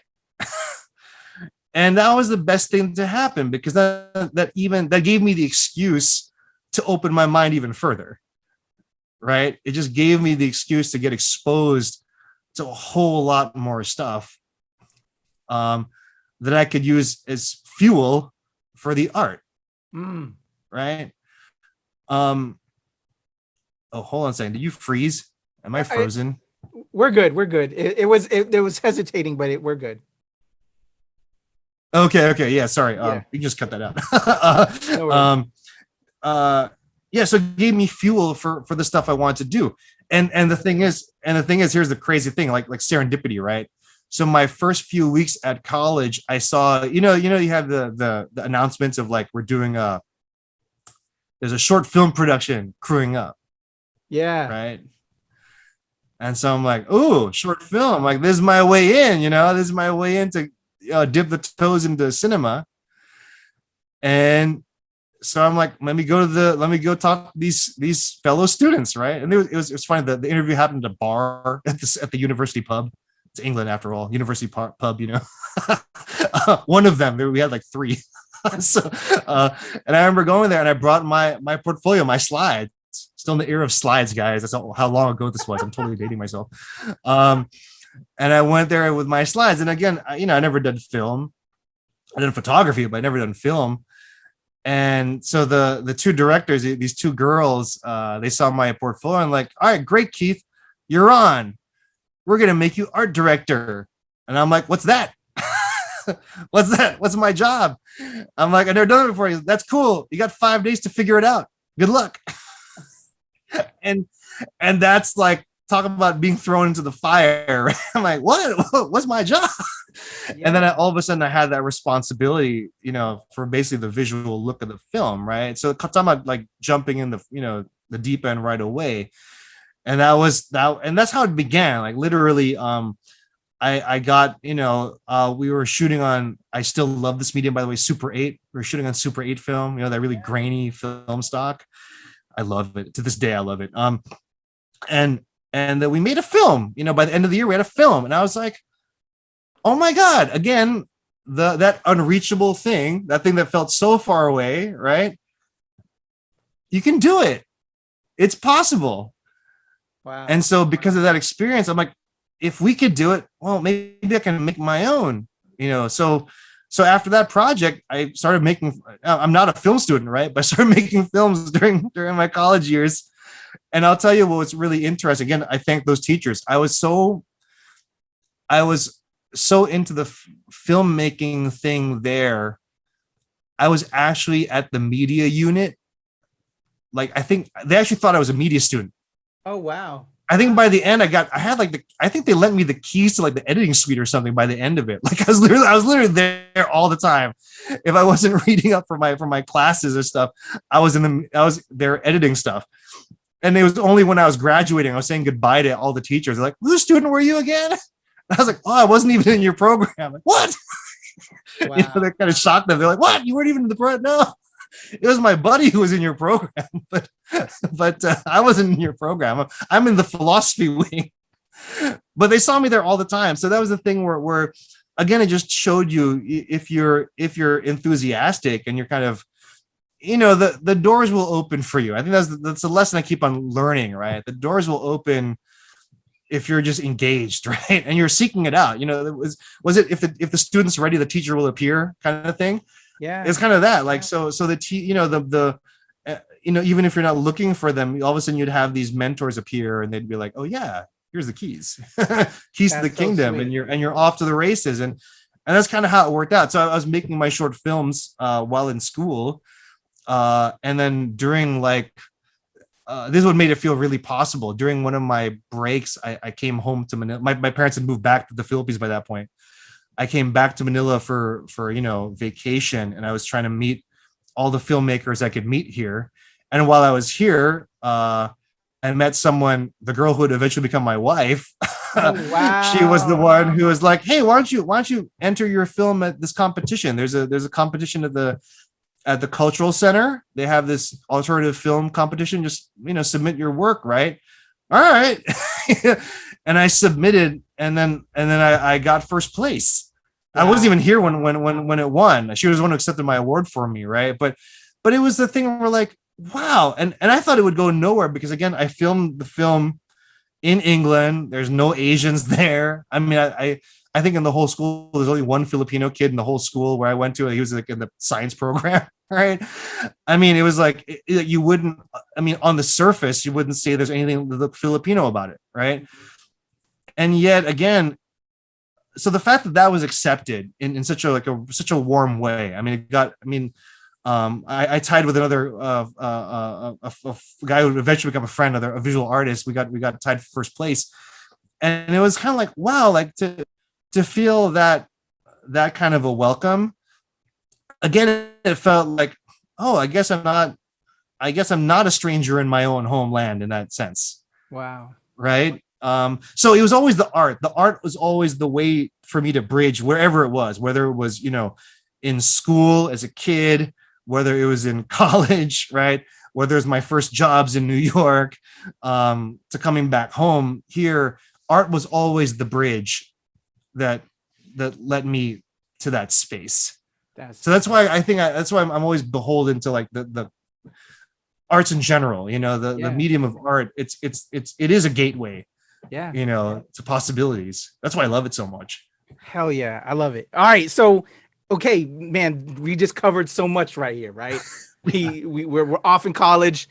We found our way back to art because, you know, we couldn't follow the arts, you know, as a career, but it found its way back to us. When you love something so much, it will still be there. So you found yourself doing art direction, filmmaking. You're now graduating. We go back from London or England to America, but your parents moved back to the Philippines. What was the journey like after you graduated and then getting it was well, it was also telling that my folks, as soon as I got to school, they're like, all right, we're going back home. You know, I kind of felt guilty. Like, I'm like, oh, that was the reason, like, you guys were sad. I mean, that's why I'm forever, you know, it's the Filipinos parent, you know, sacrifice thing. Like, you really feel it because you realize, man, you know, literally as soon as I was there, like, we're going home. You know, we got you out of the house. See you later. You know, we've done our duty. I mean, I'm kidding, but you know, it's kind of I realized like, wow, they really, I mean, the amount of time they really sacrificed is you know, I mean, we even from their profession, even my mom, like she stepped away from teaching just to, you know, raise a little kid, you know, so it was something for me I'm forever thankful for. So when they came back, it was kind of a weird thing, like, well, where do I go? You know, where do I go? Do I try to go back? I mean, I was thinking of going back home to the Philippines, but I think it was painful, but I think it was kind of also good that that I was prodded to, like, you know what, you should really try to see what it's like out there, and maybe what you learned there, whatever good that you learned there, you can bring it back if you want to come back. You know, Okay. But I think you should kind of get your feet wet somewhere else. And that's what led me to New York, you know. Okay. And it's kind of strange. Like I told you how, like, the world is big, but like you kind of go in the same circles. So I'd had siblings who were like, we all had a tour of duty in New York, I guess. So I was like the fourth one of my siblings who would live in New York, actually, right? Four of the five of us actually lived and worked in New York. So I go to New York, I don't know anyone, I'm doing odd jobs, the typical thing, you're trying to survive, right? And again, I got a chance to intern at this commercial production house. And this is where sometimes it's a lot of luck, right? So on Monday, I come in, I'm an intern, and I happen to be in the director's office when the fax, dating myself again, the fax came through from the storyboard artist. And I remember the director was kind of upset. Like, she was kind of like, that's it. Like, she was kind of like, I think she expected more or something, right? And me again, being, makapal mukha, right? Being thick-faced. I'm like, oh, you need an artist? I can do that. And she's like, huh? What do you mean? Didn't you get my resume? She goes, no. I'm like, well, I draw. I can do that for you. And she goes, really? I'm like, yeah. And she goes, all right. So she challenged me again. All right, show me your stuff. I need the boards by tomorrow or whatever the deadline was. And so, and I hadn't been doing any art since, after college, because, I'm trying to make my way through the world, right? Doing odd jobs. So I'm like, whatever money I had left over, I'm like, all right, I'm skipping dinner. I got to buy some art materials. I gotta get this thing going. And then all of a sudden, by the next Monday, I was their storyboard artist. Wow. Yeah. And I'm eager. So I'm like, you guys need someone in the art department? I'll go in art department, although I'm really horrible at art department. I'm really awful. So for all my previous art directors, I'm sorry. Apologies all around. I'm horrible, but they gave me the chance. And again, it's like, oh, now I'm in the film thing. I was in the commercials, right? But what changed my life was I had, so I'm slowly kind of working in film production, right? In the art side, like either storyboard art or in an art department. And I was even working on a project that I remember, although it got canceled, sadly. It was actually for an HBO. It was actually it was actually a cool film if it had gotten made. But here's what happened. That one of my friends the person became a friend who worked at that studio, that production studio, said, hey, the New York Times is crewing up. The New York Times, you want to go there? I'm like, hell yeah. Right? And so I went there looking. I thought at that point, because of my skill set, I thought I was going to become at that point, it was like a videographer. It was like a new job, right? They were doing documentaries, and because of the shooting experience, like maybe I can be in the camera team. So I went in there to an interview to become to be a documentary video. And they go, Keith, bad timing. We just gave our last slot to the last guy. But we do have an opening in editorial. Would you be interested? They're like, an editorial is about storytelling. Would you be interested in doing that? And I remember this is when the alarm bells were going off, because I remember this so well, that interview. I was like, wait a second, you mean to tell me that us three guys, the producer, the editor, and me, are in control of that show? It's our responsibility to deliver that show? Yeah. They're like, yeah, that's your job. I'm like, hell yeah, I want to be in that room. I want to be amongst the three people that are going to put that out. Right.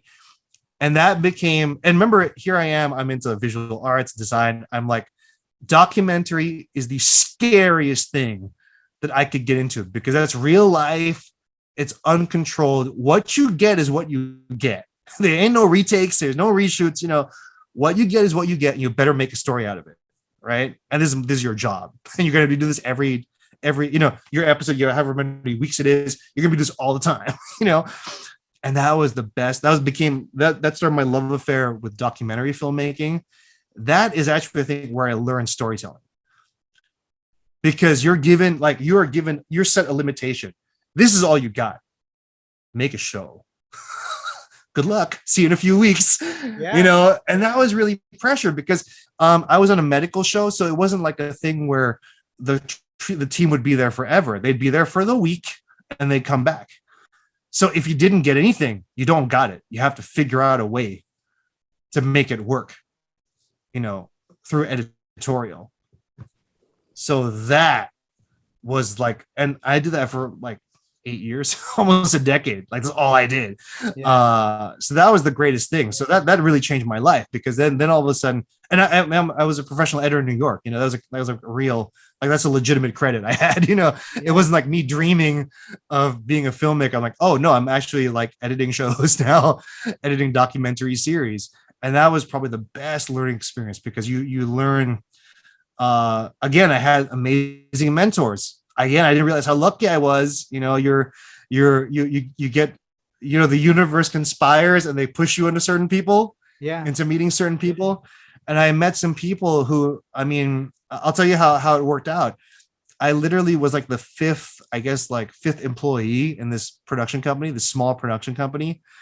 Like 2 years later, I think we were in 2 buildings, and I was managing 2 floors of like people. Wow. Like it just kind of grew. They were doing all these series, all these docu-series. And one of my mentors there, she was one of our editors. She was our head editor. She became one of the producers there. I mean, she was like an Emmy award-winning editor and stuff. So again, you get put through the paces, man. Like you get, like, talking about critique, right? It was a daily thing, like, you know. Like, and I remember she was awesome. She was this, I remember this is how my experience was. I'd present whatever the cut was as it's playing. She was so hardcore. She'd be like, you're 2 frames late, you're 12 frames early, you're 3 frames late. And she could tell you on the spot. Wow. And I was thinking, like, are you for real?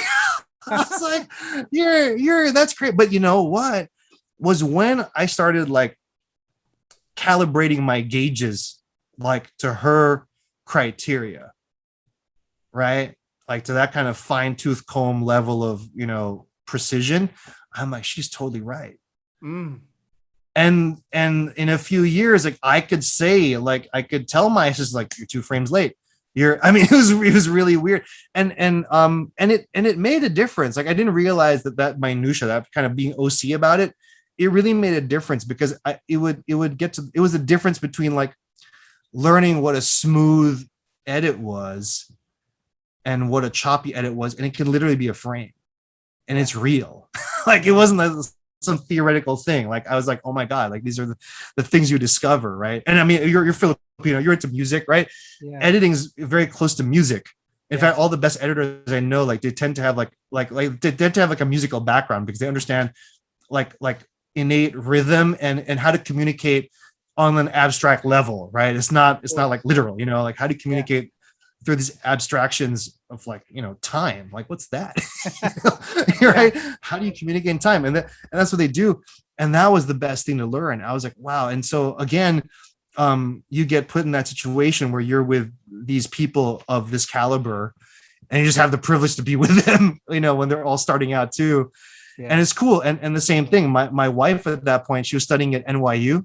Okay. She studied at NYU. And so her classmates, they're heavy hitters now, man. They're working at Hollywood. They're making moves. Like, it's incredible. Like one of our friends, one day he's checking out your gear, you know, at the desk, right? Barcoding your gear to take for a shoot.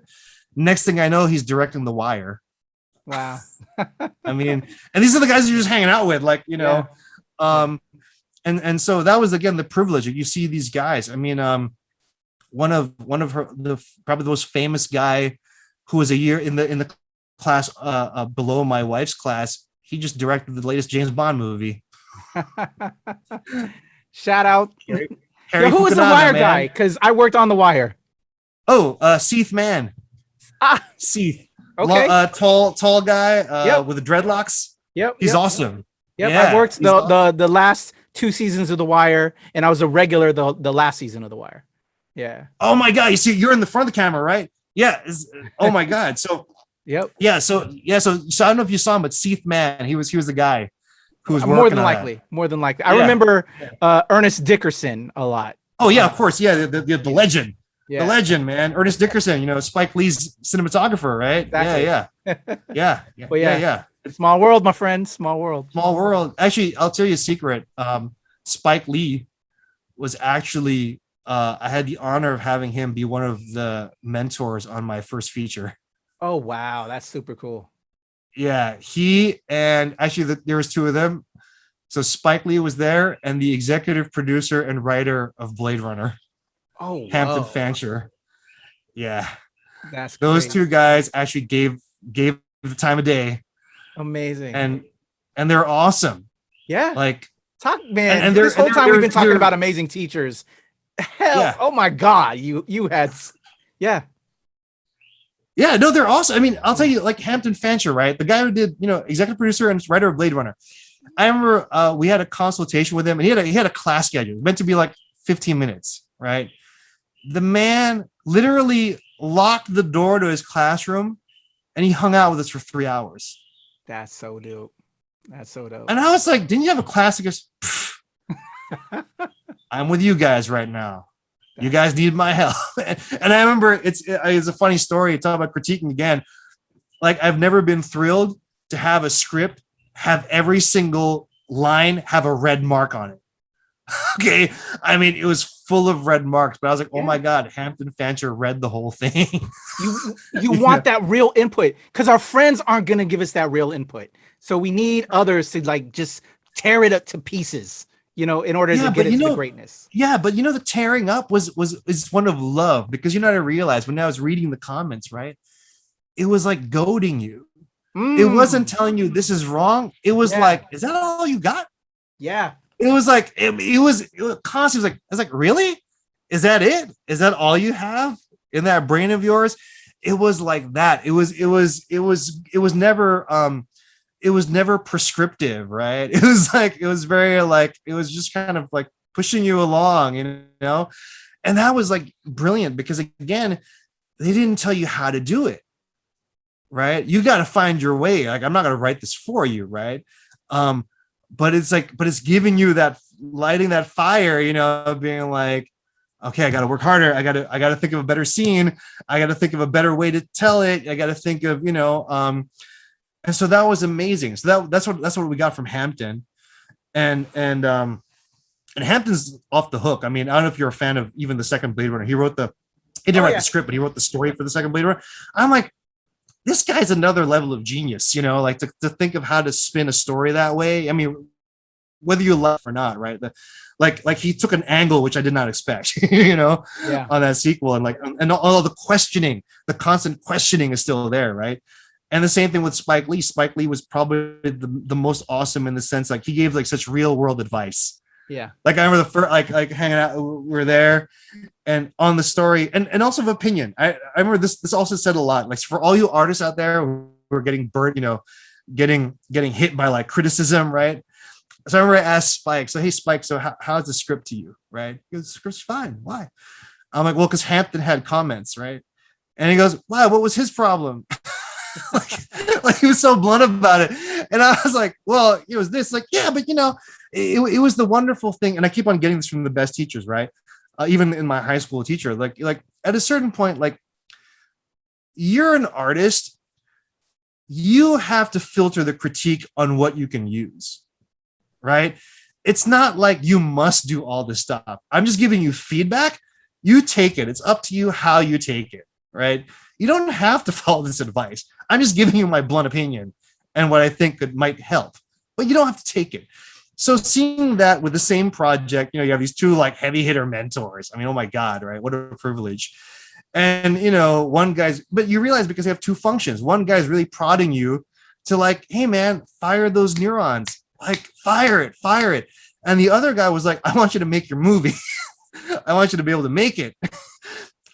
So I'm going to give you the some advice to help you make it, but but don't sweat it. And so that was a real big thing where all of a sudden, like, oh wow, so like, for one guy had a lot of criticism. For Spike, is like, I'm not even worrying about that. You got other stuff to worry about. Let me tell you what you got to worry about now. Now you want to make it, right? If you want to make it, you got to do X, Y, Z. And these are real world things. Like he was saying, like, man, shoot everything within a block of your house. Like little, like really, like nugget, like Zen koan wisdom, And to this day, man, that wisdom, I adhere to this day because like it's true, especially in Manila, like traffic, it'll mess you up your schedule, But he's like, yeah, man, because you can't control that stuff. Just this is a block of your house. If something goes wrong, you can walk there. Yeah, I mean, it's like very real world stuff. So those were the great things you learn from these guys. hell yeah. Man, I love it. I love it. And man, I just looked at the time, Keith. Thank you for just giving so much knowledge. I knew we would go for a while because there's just so many things I think that you and I share that of creative journey and just of this life that just is amazing. And I could talk with you for hours on that. So we're definitely having you back on more, but we're not done yet. Okay, because I want to get to showing some love to some of the recent stuff. But like we got you to New York, and your amazing wife, soon to be wife, at NYU.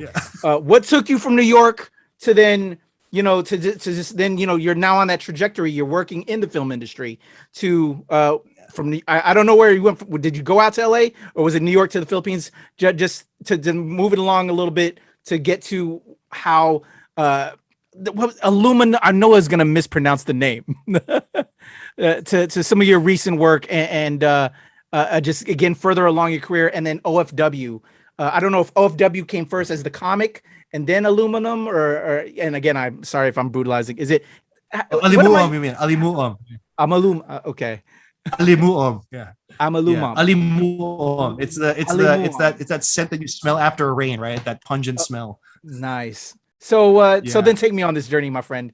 From New York, and I guess then Yeah, it was New York. I went from New York directly to Manila, and what happened was, we're Filipino, as family.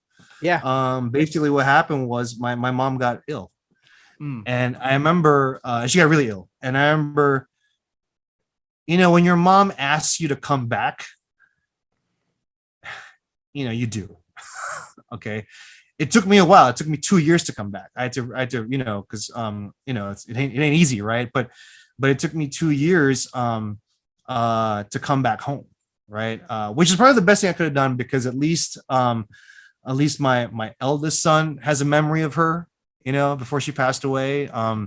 She just missed my second son.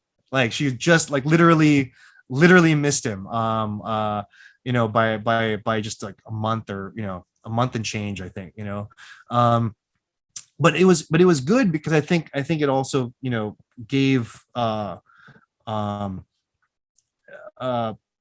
kind of also made you realize like, you're in New York, fast pay, career, all this stuff.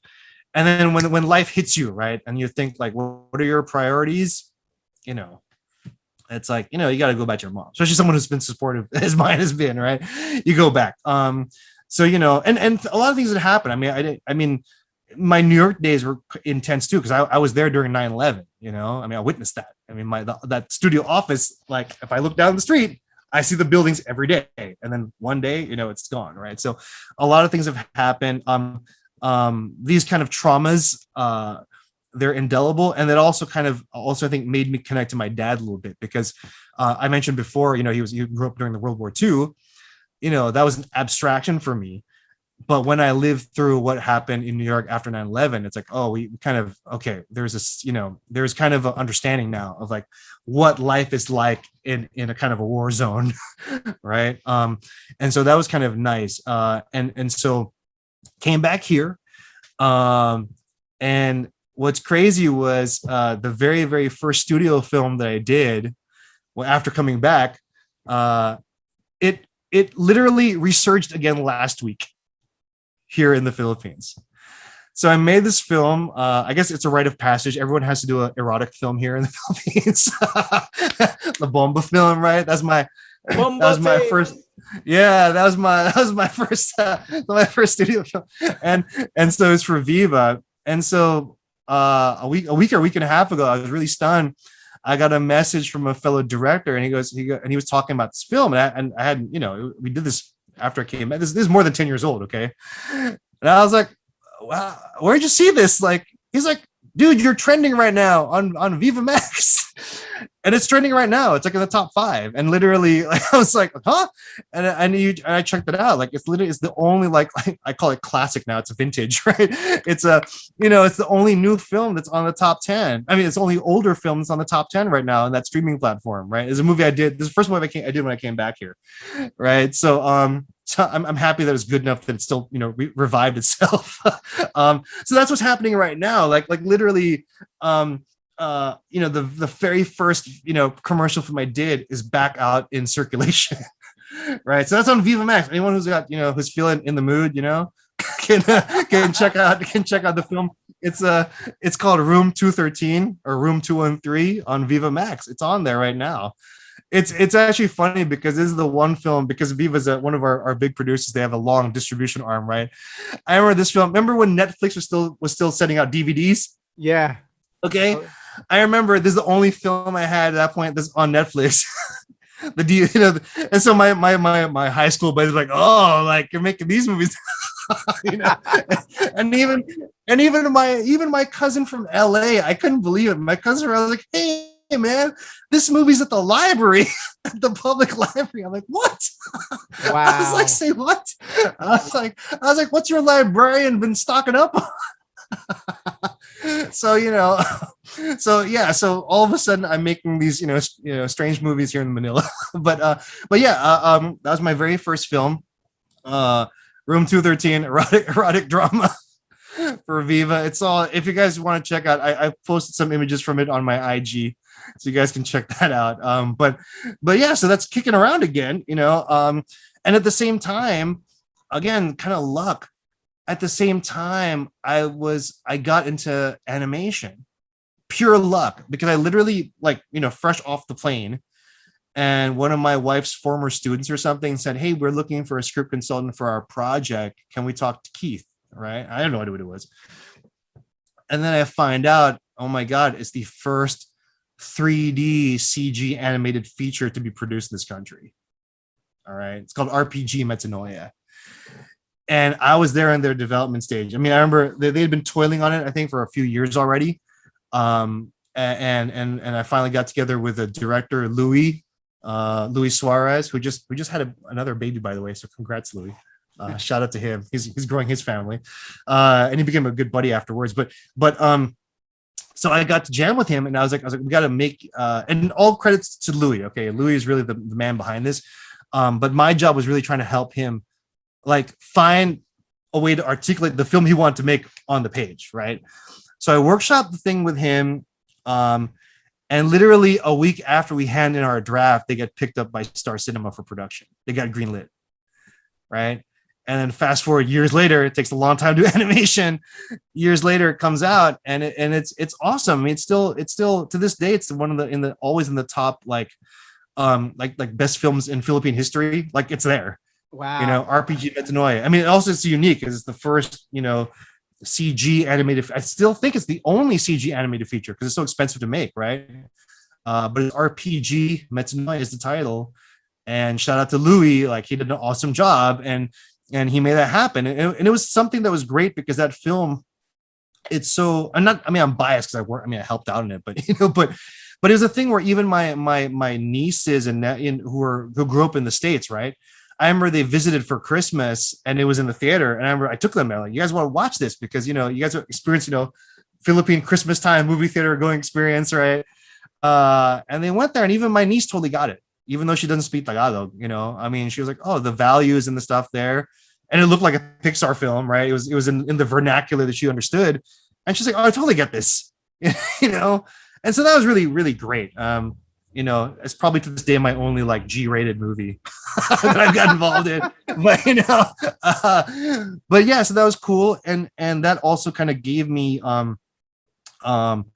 this kind of relationship with animation too, which I'll get back to in a little bit. But so I've had the opportunity to be at the right place at the right time, where like people are trying something new out, like the guys who are prototyping stuff, and I love that. That's exciting. They're not building the car, but they're building the engine, and that's exciting. So I get to be a part of that. So fast forward, what happened was, you brought this up, right? You brought OFW. This is what happened. So you brought this up, OFW. These are the comics, right? What actually happened? So OFW is my comic book, sci-fi comic book. It's actually a play on words. OFW, of course, in the real world means overseas Filipino workers. In my world, that means outer space Filipino workers. So the idea is that, hundreds of years in the future, we're still OFWs. We're still migrant labor. I totally love that play on the words, man. Totally. Oh, thank you. Yeah. Thank you. Yeah. And the idea is that because historically, for me, the first OFW is actually Magellan's slave, Enrique, right? Enrique de Malacca, right? I think he's the first OFW, even before the Philippines was around, because why? He was the dude who was able to speak with the Cebuanos, right? And talk to Lapu-Lapu and, all this stuff. I'm like, well, he couldn't have done that if he wasn't from the region. That guy went all the way. He's the guy who circumnavigated the world, right? Not Magellan, right? That was the guy who circumnavigated the world. And I think he's the first OFW. So it's like, if 500 years ago, we were already doing that, I hate to say it, I think in 500 years in the future, we'll still be doing that. We'll just be sent off to Mars or something, right? We'll be on some colony on Mars. And I'll tell you where the story, again, how life works, right? I didn't realize the idea came from that family friend I mentioned earlier. Like he was a geologist, Pinoy guy, Pinoy geologist, and he used to go to Antarctica for summer. And I'm like, you're nuts. Why would you go? Like the coldest place on earth. You're tropical, man. And he's like, yeah, but I got, and he was really funny because his story was, he thought he was going to go there and be like the only Pinoy there, first Filipino in McMurdo Station, whatever. Guy arrives. There's like 20 of us there. There's like 20 Pinoys on McMurdo Station. He was like, what? Like, what's going on? He was like, yeah. And there's not a lot of people in McMurdo Station, at the edge of the world, right? And at a certain point, I guess, when he started chatting to them, I guess a few days after, he asked them, like, so, like, how come there's so many of you, right? And the guy flat out said, oh, because we don't crack. we don't lose it. Like we don't lose it like the white guys do. Like we don't go insane. Gosh. And it was like literally psychological conditioning. Hey, Keith, I don't know if you can hear me, but you started. It was, what do you call resiliency now, right? Keith, can you hear me? Are you slowing down? Yeah, I can hear you. You slowed down. All right, we're back to normal. We're back to normal? Yeah, we're back to normal. It went haywire after we don't crack. So if you want to start back from that point. Okay, yeah. Sorry, yeah, man. So my friend, no, that's fine. We'll just cut this out, I guess. So my buddy finally went up built up the courage to ask the guys, like, so how come there's so many of you here, so many Pinoys? And he goes, oh, we don't crack, right? We don't go insane, especially because they're stationed there during the 6 months of winter, right? They get like the really hard job, 6 months of nighttime. And he goes, yeah, we don't snap, right? Filipino resilience, right? I guess living in the Ring of Fire, we're so used to things going wrong. Like, you have typhoons, you have earthquakes, you have volcanoes, you have our government, which of course our resilience is abused now, but but we kind of just take it, right? And so he's like, yeah, so we don't crack. And so I didn't realize that was in high school. He told me that story when I was in high school, and I realized that was the seed for OFW. I was like, oh my gosh, what would we be doing out in space? They're gonna be sending Pinoys out because we don't crack. We're seamen, right? We're always in the oil rigs. We're always on the boats. Like, oh yeah, we're totally built for this kind of thing, right? So that was the idea. I wrote a feature-length screenplay first, and I was like, you know what? this is a lot of work. Do I really want to be in this world, right? Do I really want to explore this world? Because like a feature film, it's a lot of work. Yeah. And so I said, you know what I'll do? Let me play in this sandbox for a bit. Let me finally fulfill my dream of making a comic book and turn this into a comic. And I have my buddy to thank, fellow artist Vida Escariaga. He's one of our legends actually. He used to work in Funny Comics here in the Philippines. He created Superdog. So for any of you Funny Comics fans here in the 80s and 90s, he's the guy who co-created that. And he was he was working at the studio I was working at, the animation studio. He was the guy sitting next to me, prodding me like, why are you still waiting? Why are you still not doing this? Why don't you make a comic book? And finally he goes, dude, we'll make a comic book. And he finally just said, we have a convention. That's a deadline. Let's just do it. Like, just stop dreaming it. I'm like, all right, fine. You know, so it was a lot of prodding. So I have him to thank. He, by the way, how awesome the world is. You're a 80s, 90s kid. You know heavy metal. You know Heavy Metal magazine, right? Of course. You know Heavy Metal movie, right? Hell yeah. So Vida was the designer on Heavy Metal 2000 on Fact 2. Oh, wow. Yeah. He lived in Canada for a while too. So he's part of that. He was the designer on that team. It's kind of cool, right? So here he is, and he's like prodding me. And so fine, I'll make a comic book. And so I made a comic book. I finally turned to comic book. I got all my, I got to express all my geekdom of my Moebius, fanboyness and my my Giger fanboyness and all this stuff. And it came out in this thing, this is the first issue, came out. We brought this out in the Comic-Con. And then all of a sudden, again, the universe shows you the way, right? So what happened was our I call him Yoda. Our Yoda of Filipino script writing is a gentleman named Ricky Lee. Ricky Lee is the guy, basically all the great Filipino classics, it's his fault. Like he wrote them. And he's been, literally like the golden age from like the late 70s until now, he's written all the classics for all the directors like Ishmael Bernal, Lino Broca, Marilu Diaz Abaya. He wrote all their, he wrote the films that people know. Okay. And he reopened his workshop, his script writing workshop. And he hadn't done this for about 14 or 15 years. He hadn't done this at all. And he reopened. And I'm like, oh my God, time to learn, right? So I'm like, I gotta get in that class. And everywhere I ask, like, why are you gonna get in that class? You're already working in the industry. Like, it doesn't matter. You want to be trained by Yoda. You want to go to the source, man. And I remember, and this is crazy. Everyone wanted to get in that class. You know how many we were? The class is meant to have 15. 5,000 applied. Holy crap. Yeah. And I remember this is how hardcore it was. There were so many applicants, even the ones in Manila, like not the regional ones, but the ones in Manila. They had, because you actually, part of it, you had to actually go and it was like a test. You had to write something on the spot. They'd give you like a prompt and you'd write something on the spot, like for 3 hours or whatever. And I went to the University of the Philippines where they held it. There were 1,000 of us there. And here's what's crazy. There was like a bomb scare. There was like some terrorist bomb scare at the time at UP. People still showed up. We're like, we're going to get in this class. We don't care if there's a bomb scare. We're going to get in this class. And we went there. And you can't imagine my elation when I got the call that I got in. 5,000 people. Like that's like a lot of people to try to get through. That's the universe just looking out for you. The universe. Man. Yeah. Wow. And I got in there, and the project that I brought to develop was OFW, that screenplay that I wrote already. Oh wow. And I'm like, I gotta develop this under the master. And so I did. But of course, it's still this big script, right? I can't make this. It's too much, right? And so what happened was, not for lack of trying. I mean, I pitched it around, and like people like it, but there was like, oh my God, how much money are we gonna need for this? And like we don't really have like a sci-fi, like audience here yet. All this stuff, all the usual stuff you get, all the reasons to say no. So lo and behold, the question I kept on getting though from people were like, but what's so bad on Earth that people want to go out into space, right? I'm like, you know what? Let me answer that question first.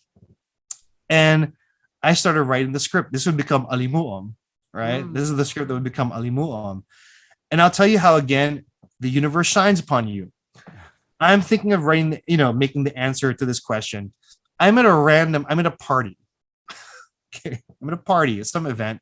And it was a kind of, fancy affair, but, like it was my wife was invited, not me. I just kind of hung on for the free food, but the chair next to me was empty.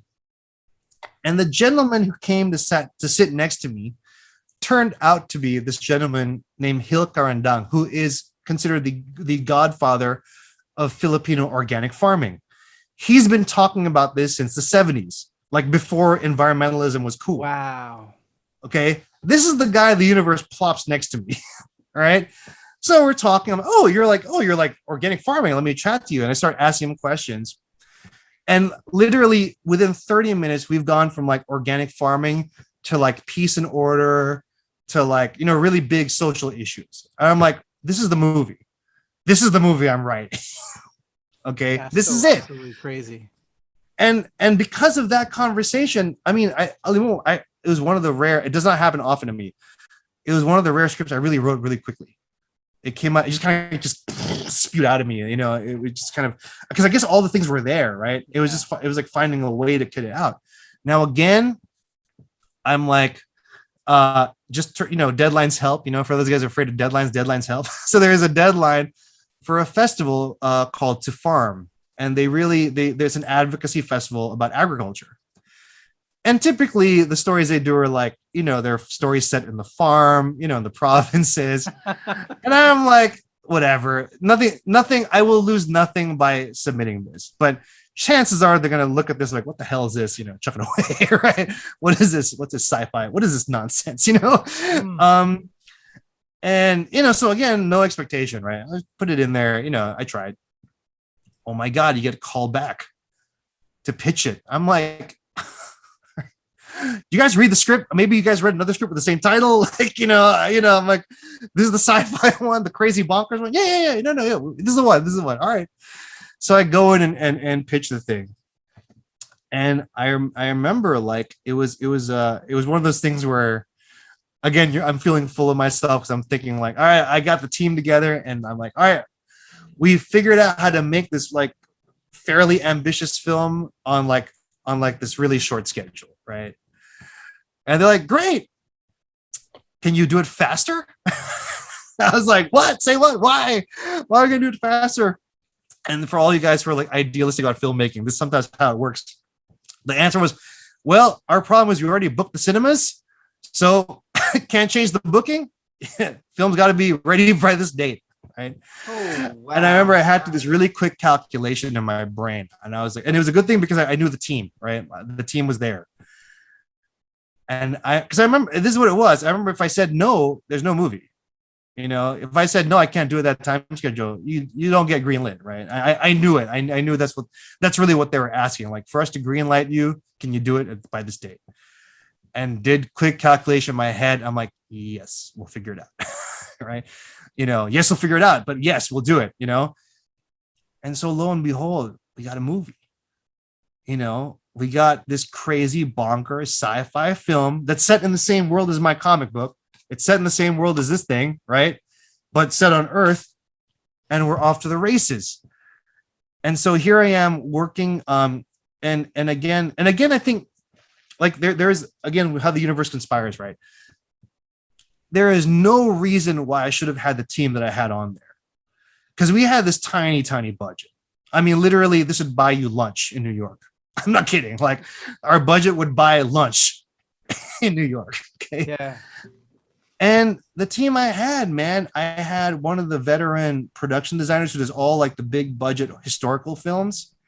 His brother is the only guy who's won a Palme d'Or, by the way, in Cannes. That's Raymond Red. Okay, that's his brother. Right. Wow. This is the guy. I mean, I felt like embarrassed, like even talking to these guys, right? I mean, literally, my wife and I went to call him up, like asking, like, can you help us out? Can we rent some props from you? I'm like, rent props? Can I get on your project? I'm like, oh my God, like, oh my Lord, yes, please. And even our other designer, my concept designer, this guy, he's off the hook. He's beyond me. Okay. This guy, the dude designs for Lady Gaga.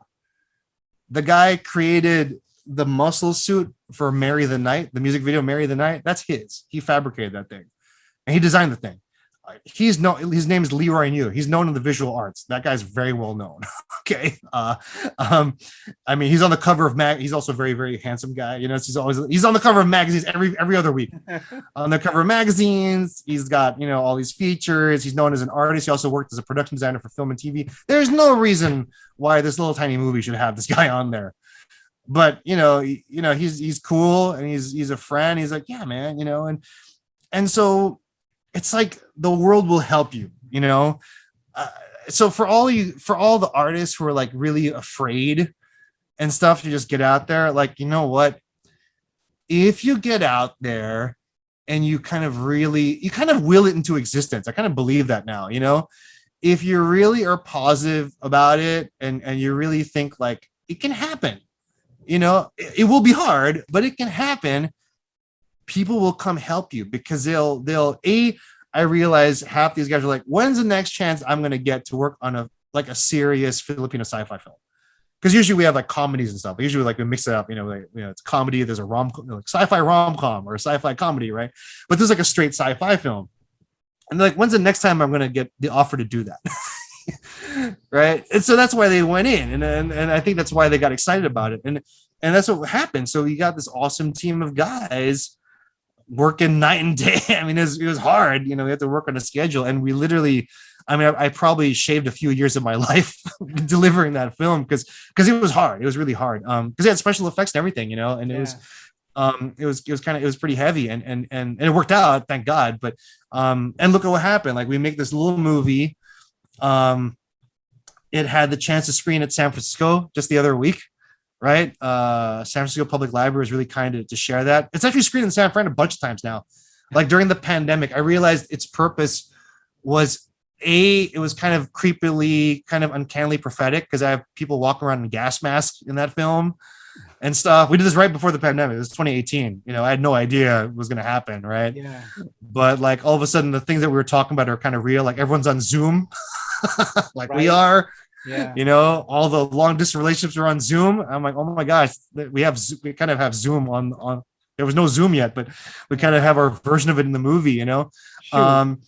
Which was surreal, so I have to tell you, watching that, right. Because also for the couple to, you know, maybe that was from the Viva Max days or something, I don't know, but just for them to interact, right? Just, you know, interesting. Maybe you're forecasting there that's going to be added parts to Zoom. Zoom's gonna add another element to their business. Yeah, the kinkware, right? The kinkware app in Zoom. Right? Yeah. No, because in the film, right, some they have this thing where you have the conjugal line, so you can hook up with your significant other, like kind of through VR. But the VR is not electronic, right? You literally plug it into your spinal cord, so like you actually feel the stuff. You know, it's kind of pushed it there. I think this is my homage to all my 80s body horror movies, like all those David Cronenberg films. Wow. I'm pretty sure that's where it came from. I can see that. Yeah. Yeah. You know, I'm pretty sure, like, even without thinking about it, you know, consciously, I'm like, yeah, I'm pretty sure I owe that to like the Cronenbergs of this world, you know, and the Viva Max days, right? So. Awesome. Man, Keith, I love, I think the biggest thing I'm pulling away from a lot of your story right now is, you know, you are talented. You have and a love for the arts. You can tell. You know, there's a lot of people who get into the craft for the arts for fame or this and the third, but you actually want to tell stories, and I see similar to my own. Like, I want to entertain, but I also want to educate you. I have things to say about the world at large, and and what you did with aluminum, and I'm messing up the name again, but how it was the universe brought you that gentleman who organic farming. But yeah, and then you put that into the film, and and just everything else. I think just again, it goes along with your story with an OFW, which is with the film and spinning off from the comic book of just your upbringing and just the world and what you saw coming up. I think it's just absolutely amazing, interesting, captivating. Just great stuff, Keith. We got to tell our stories, right? Yeah. We got to tell our stories. No one's going to do it for you. I mean, Yes. it's one of those things where I realized, like, no, I mean, I think that was an early realization too. No one's going to give you that chance. No one's going to say, hey, why don't you direct this movie? No one's going to do that. You know, if you've never done anything, right? It's like, you got to just declare, I'm a filmmaker and I'm going to do it. and then you are like, it kind of manifests. And I'll tell you, talking about like communicating ideas, you know, the, like with Ali Mu'am, right? The biggest like thing that really got me was at the premiere here in the Philippines, right? A gentleman, we're talking about how I'm a martial law baby, just kind of bring it back around full circle. One of the gentlemen who saw the film at the premiere was a guy who was a part of the first quarter storm during those protests during the beginning of martial law. Okay. And he came up to me, and this is the best thing ever. He goes, I see what you're saying. Yeah. I can actually see the metaphor, because it's a sci-fi, it's a metaphor, right? Yeah, it's an allegory. Exactly. Yeah. And he's like, but I actually know and see your real world reference. It was the best, because I mean, here's a clue example. You saw the film. There's the police spaceships, right? The like flies, right? Yeah. If you look on the side, it has in paint, it says the word Metrocom on it. And Metrocom was what our police force was called during the dictatorship. It's a small thing. Most people don't even see it, right? Yeah. And he saw it, and he's like, I totally understand how to read this movie, right? So even the design of the buildings, right? They're where I'm kind of making fun of, like, it's all the brutalist aesthetic structures, because why? Those are the structures that, you know, Imelda Marcos was putting up during that time. You know, all of them were like brutalist buildings, you know, whatever building it was for, right? You know, so it was a thing where, like, it was such a wonderful feeling to know that the Easter egg that you're hiding is seen, right? And I tell you, some people actually taught me. So again, older gentleman, another person told me, you know, that sci-fi movie you made, it's happened already, right? This guy goes, that sci-fi movie made, it's not science fiction. They taught me. This guy goes, it already happened. In the late 70s, early 80s, the government tried to do this thing called miracle rice, this genetically engineered rice. And they put it on the market, and it was just a get rich. It was a scheme, basically. It's the same. He's like, so what you're saying in your film already happened to us.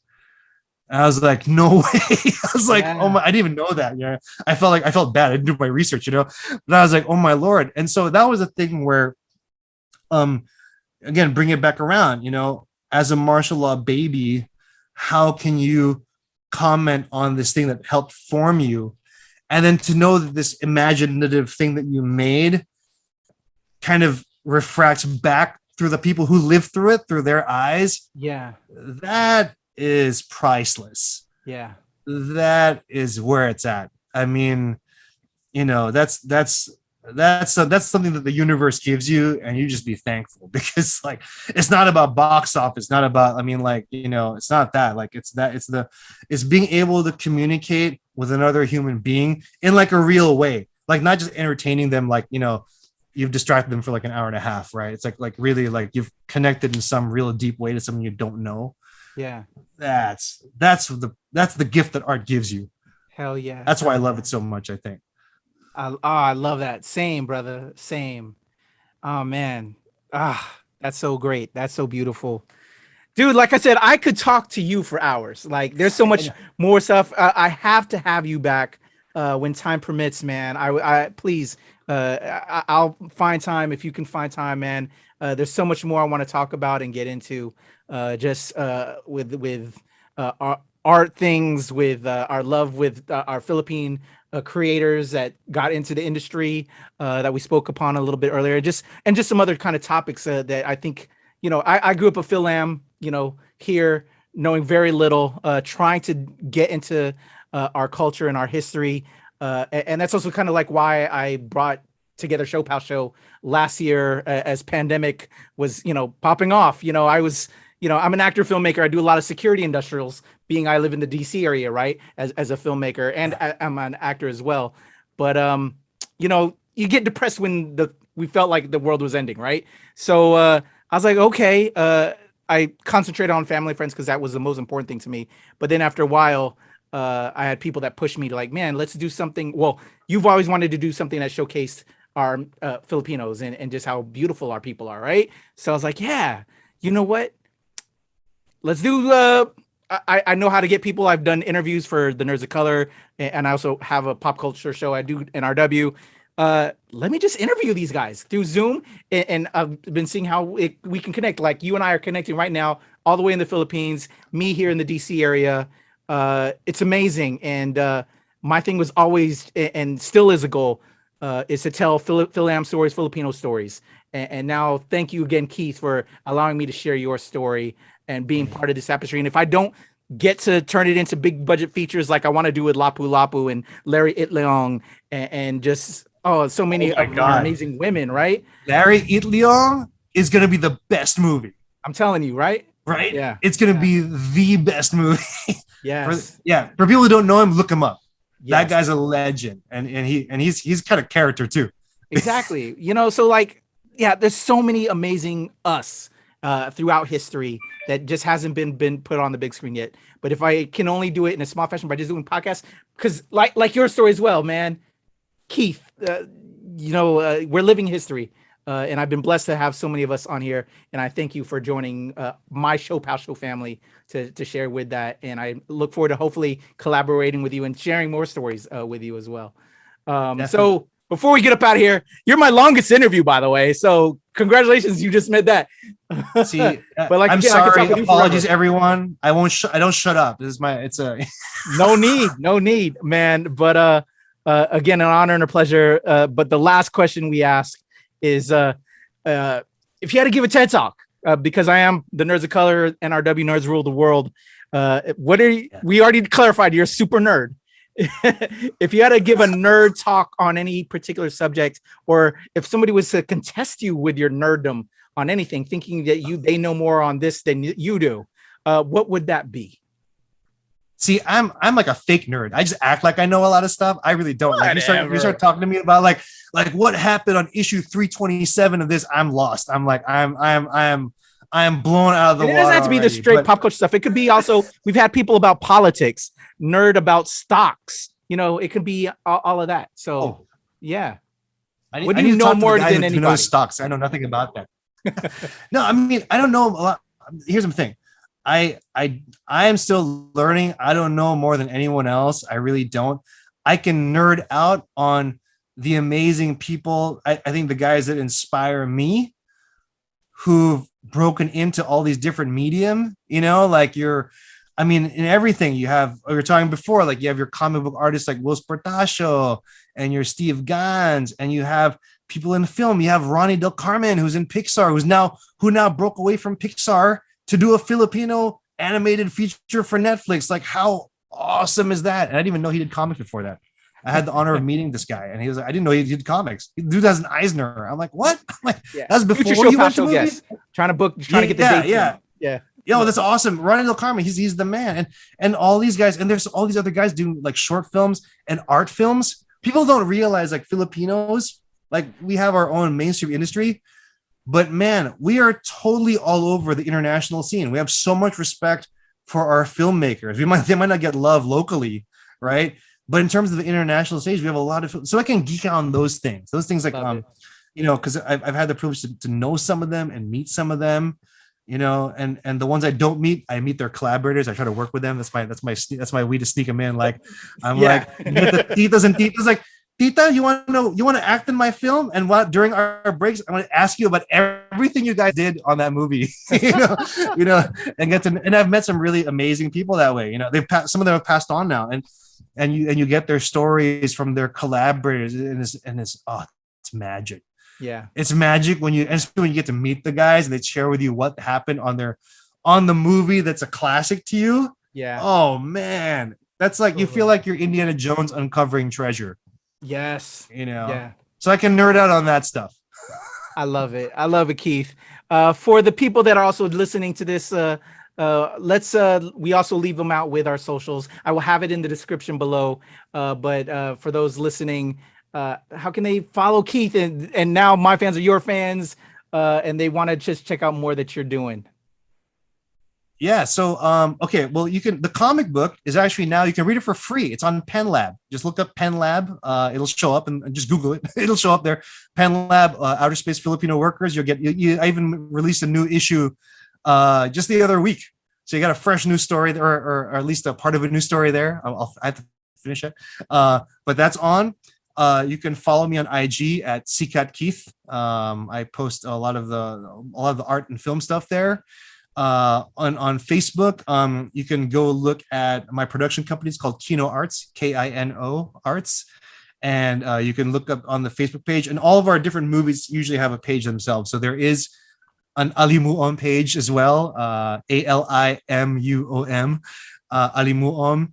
And our various films also have their own page. But if you go to Kino Arts, you'll probably see the most of them there, because at least they'll reflect. For those of you guys who nerd out in comic culture, I do have a Facebook page as well for OFW called OFW, Outer Space Filipino Workers. And for a documentary that I made a few years ago called Comicero Chronicles, you can also check it out. That documentary actually screened in San Fran just 2017, just before the pandemic, and I feel like it's legit because it got written up in the San Francisco Chronicle. It got screened at the Roxy, so I'm like, this is legit. I like, it's screened there. So and that's really about the history of Filipino comic books. It's really interesting. It's very dramatic. We're Filipino. Our history of comics is really dramatic, really controversial, and really highly political. So for all you guys who think like, I don't want to mix my politics and my comics, I don't know what universe you're in, because that's where it started. Okay? I love it. I don't know what comic books you're reading or how you're reading your comic books, but comic books are political. I hate to break it to you. Hate to bust your bubble. But but that's that, Comicero Chronicles. So you can check all those different things out. Lots of stuff going on. And hopefully, wish me luck. I'm working on an animated version right now for OFW. So we're in the middle of designing that, and so as that progresses, don't hold your breath though, because animation takes forever. but we're trying to work on that too. So multiple fronts, got lots of things going on, and hopefully as a pandemic kind of, I have a few shoots scheduled, so hopefully you'll be seeing new films from me as well in the next year or so. So I'm hoping things go okay. Hell yeah. Well, definitely fingers crossed, Keith. I will be looking for it. And as they come out, I would love to do whatever I can to show love and light and support and talk about it and bring you back.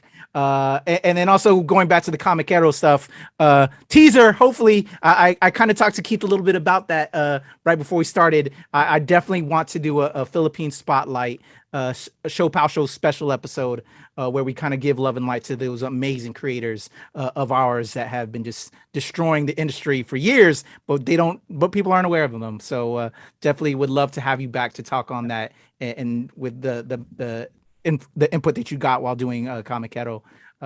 So dope. But again, Keith, welcome to my ShoPowSho family. Thank you for your time. It's an honor and pleasure to know you.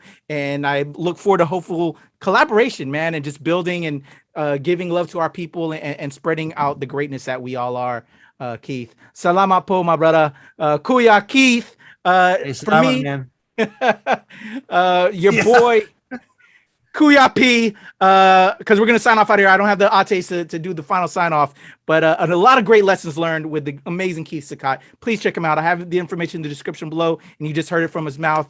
Give him all the love and the follows and the subscribes. For me, your boy Kuya P, it's on Twitter, TikTok, and IG at the legend Kuya P, over at the Nerds of Color, of course, and at ShoPowSho here, and at the NRW and at New Release Wednesday, where nerds rule the world. And stay tuned to Netflix for my me getting back into acting. I'm in Don't Look Up with Leonardo DiCaprio, Jennifer Lawrence. It's amazing. I'm finally back doing my acting thing again with my Philippine ex-actress Barkada, and that's the first film you'll see me in this holiday season. What's up, Keith? I'm going to interview you now for that. That's the next one. I appreciate the support, man. I appreciate it. Trying to do everything I can. I look forward to hopefully building our relationship and collaborating. But Keith, you're so amazing. Salamat po, Kuya. Mahal kita, audience. We love y'all. Salamat po. We are out of here until the next time.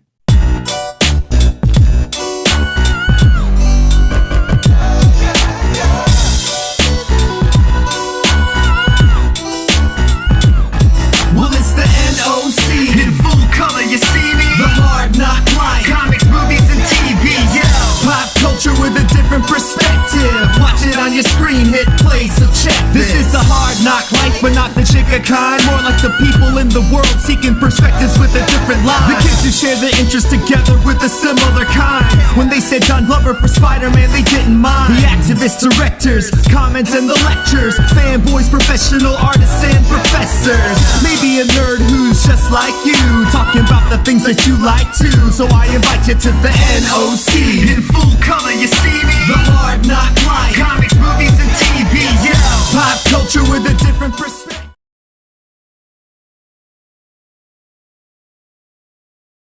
Hi everyone, I'm Keith Sicat, and I'm on the ShoPowSho with Kuya P. We'll be talking about my Filipino science fiction film. It's a rare bird, right? And my comic books as well, and a whole lot of other stuff. So stay tuned. Hope you enjoy it. Hi everyone, I'm Keith Sicat, filmmaker, comic book creator. I recently made this sci-fi fiction film called Alimuom. I'll be talking about that as well as my sci-fi comics and a whole bunch of other stuff on the ShoPowSho with the one and only Kuya P. See you there. I'm Keith Sicat, filmmaker and comic book creator. What my Filipino heritage means to me, it's everything. Why? Because I see it every time I look in the mirror. I see this brown face looking back at me. And I think it's something to celebrate. It's something to accept. Our history, we've been oppressed for so long. We're a history of a colonized people. And we have to reclaim that. We have to reclaim our pride, our identity. No one's going to do it for us. So what does it mean for me to be Filipino? Everything. Absolutely everything.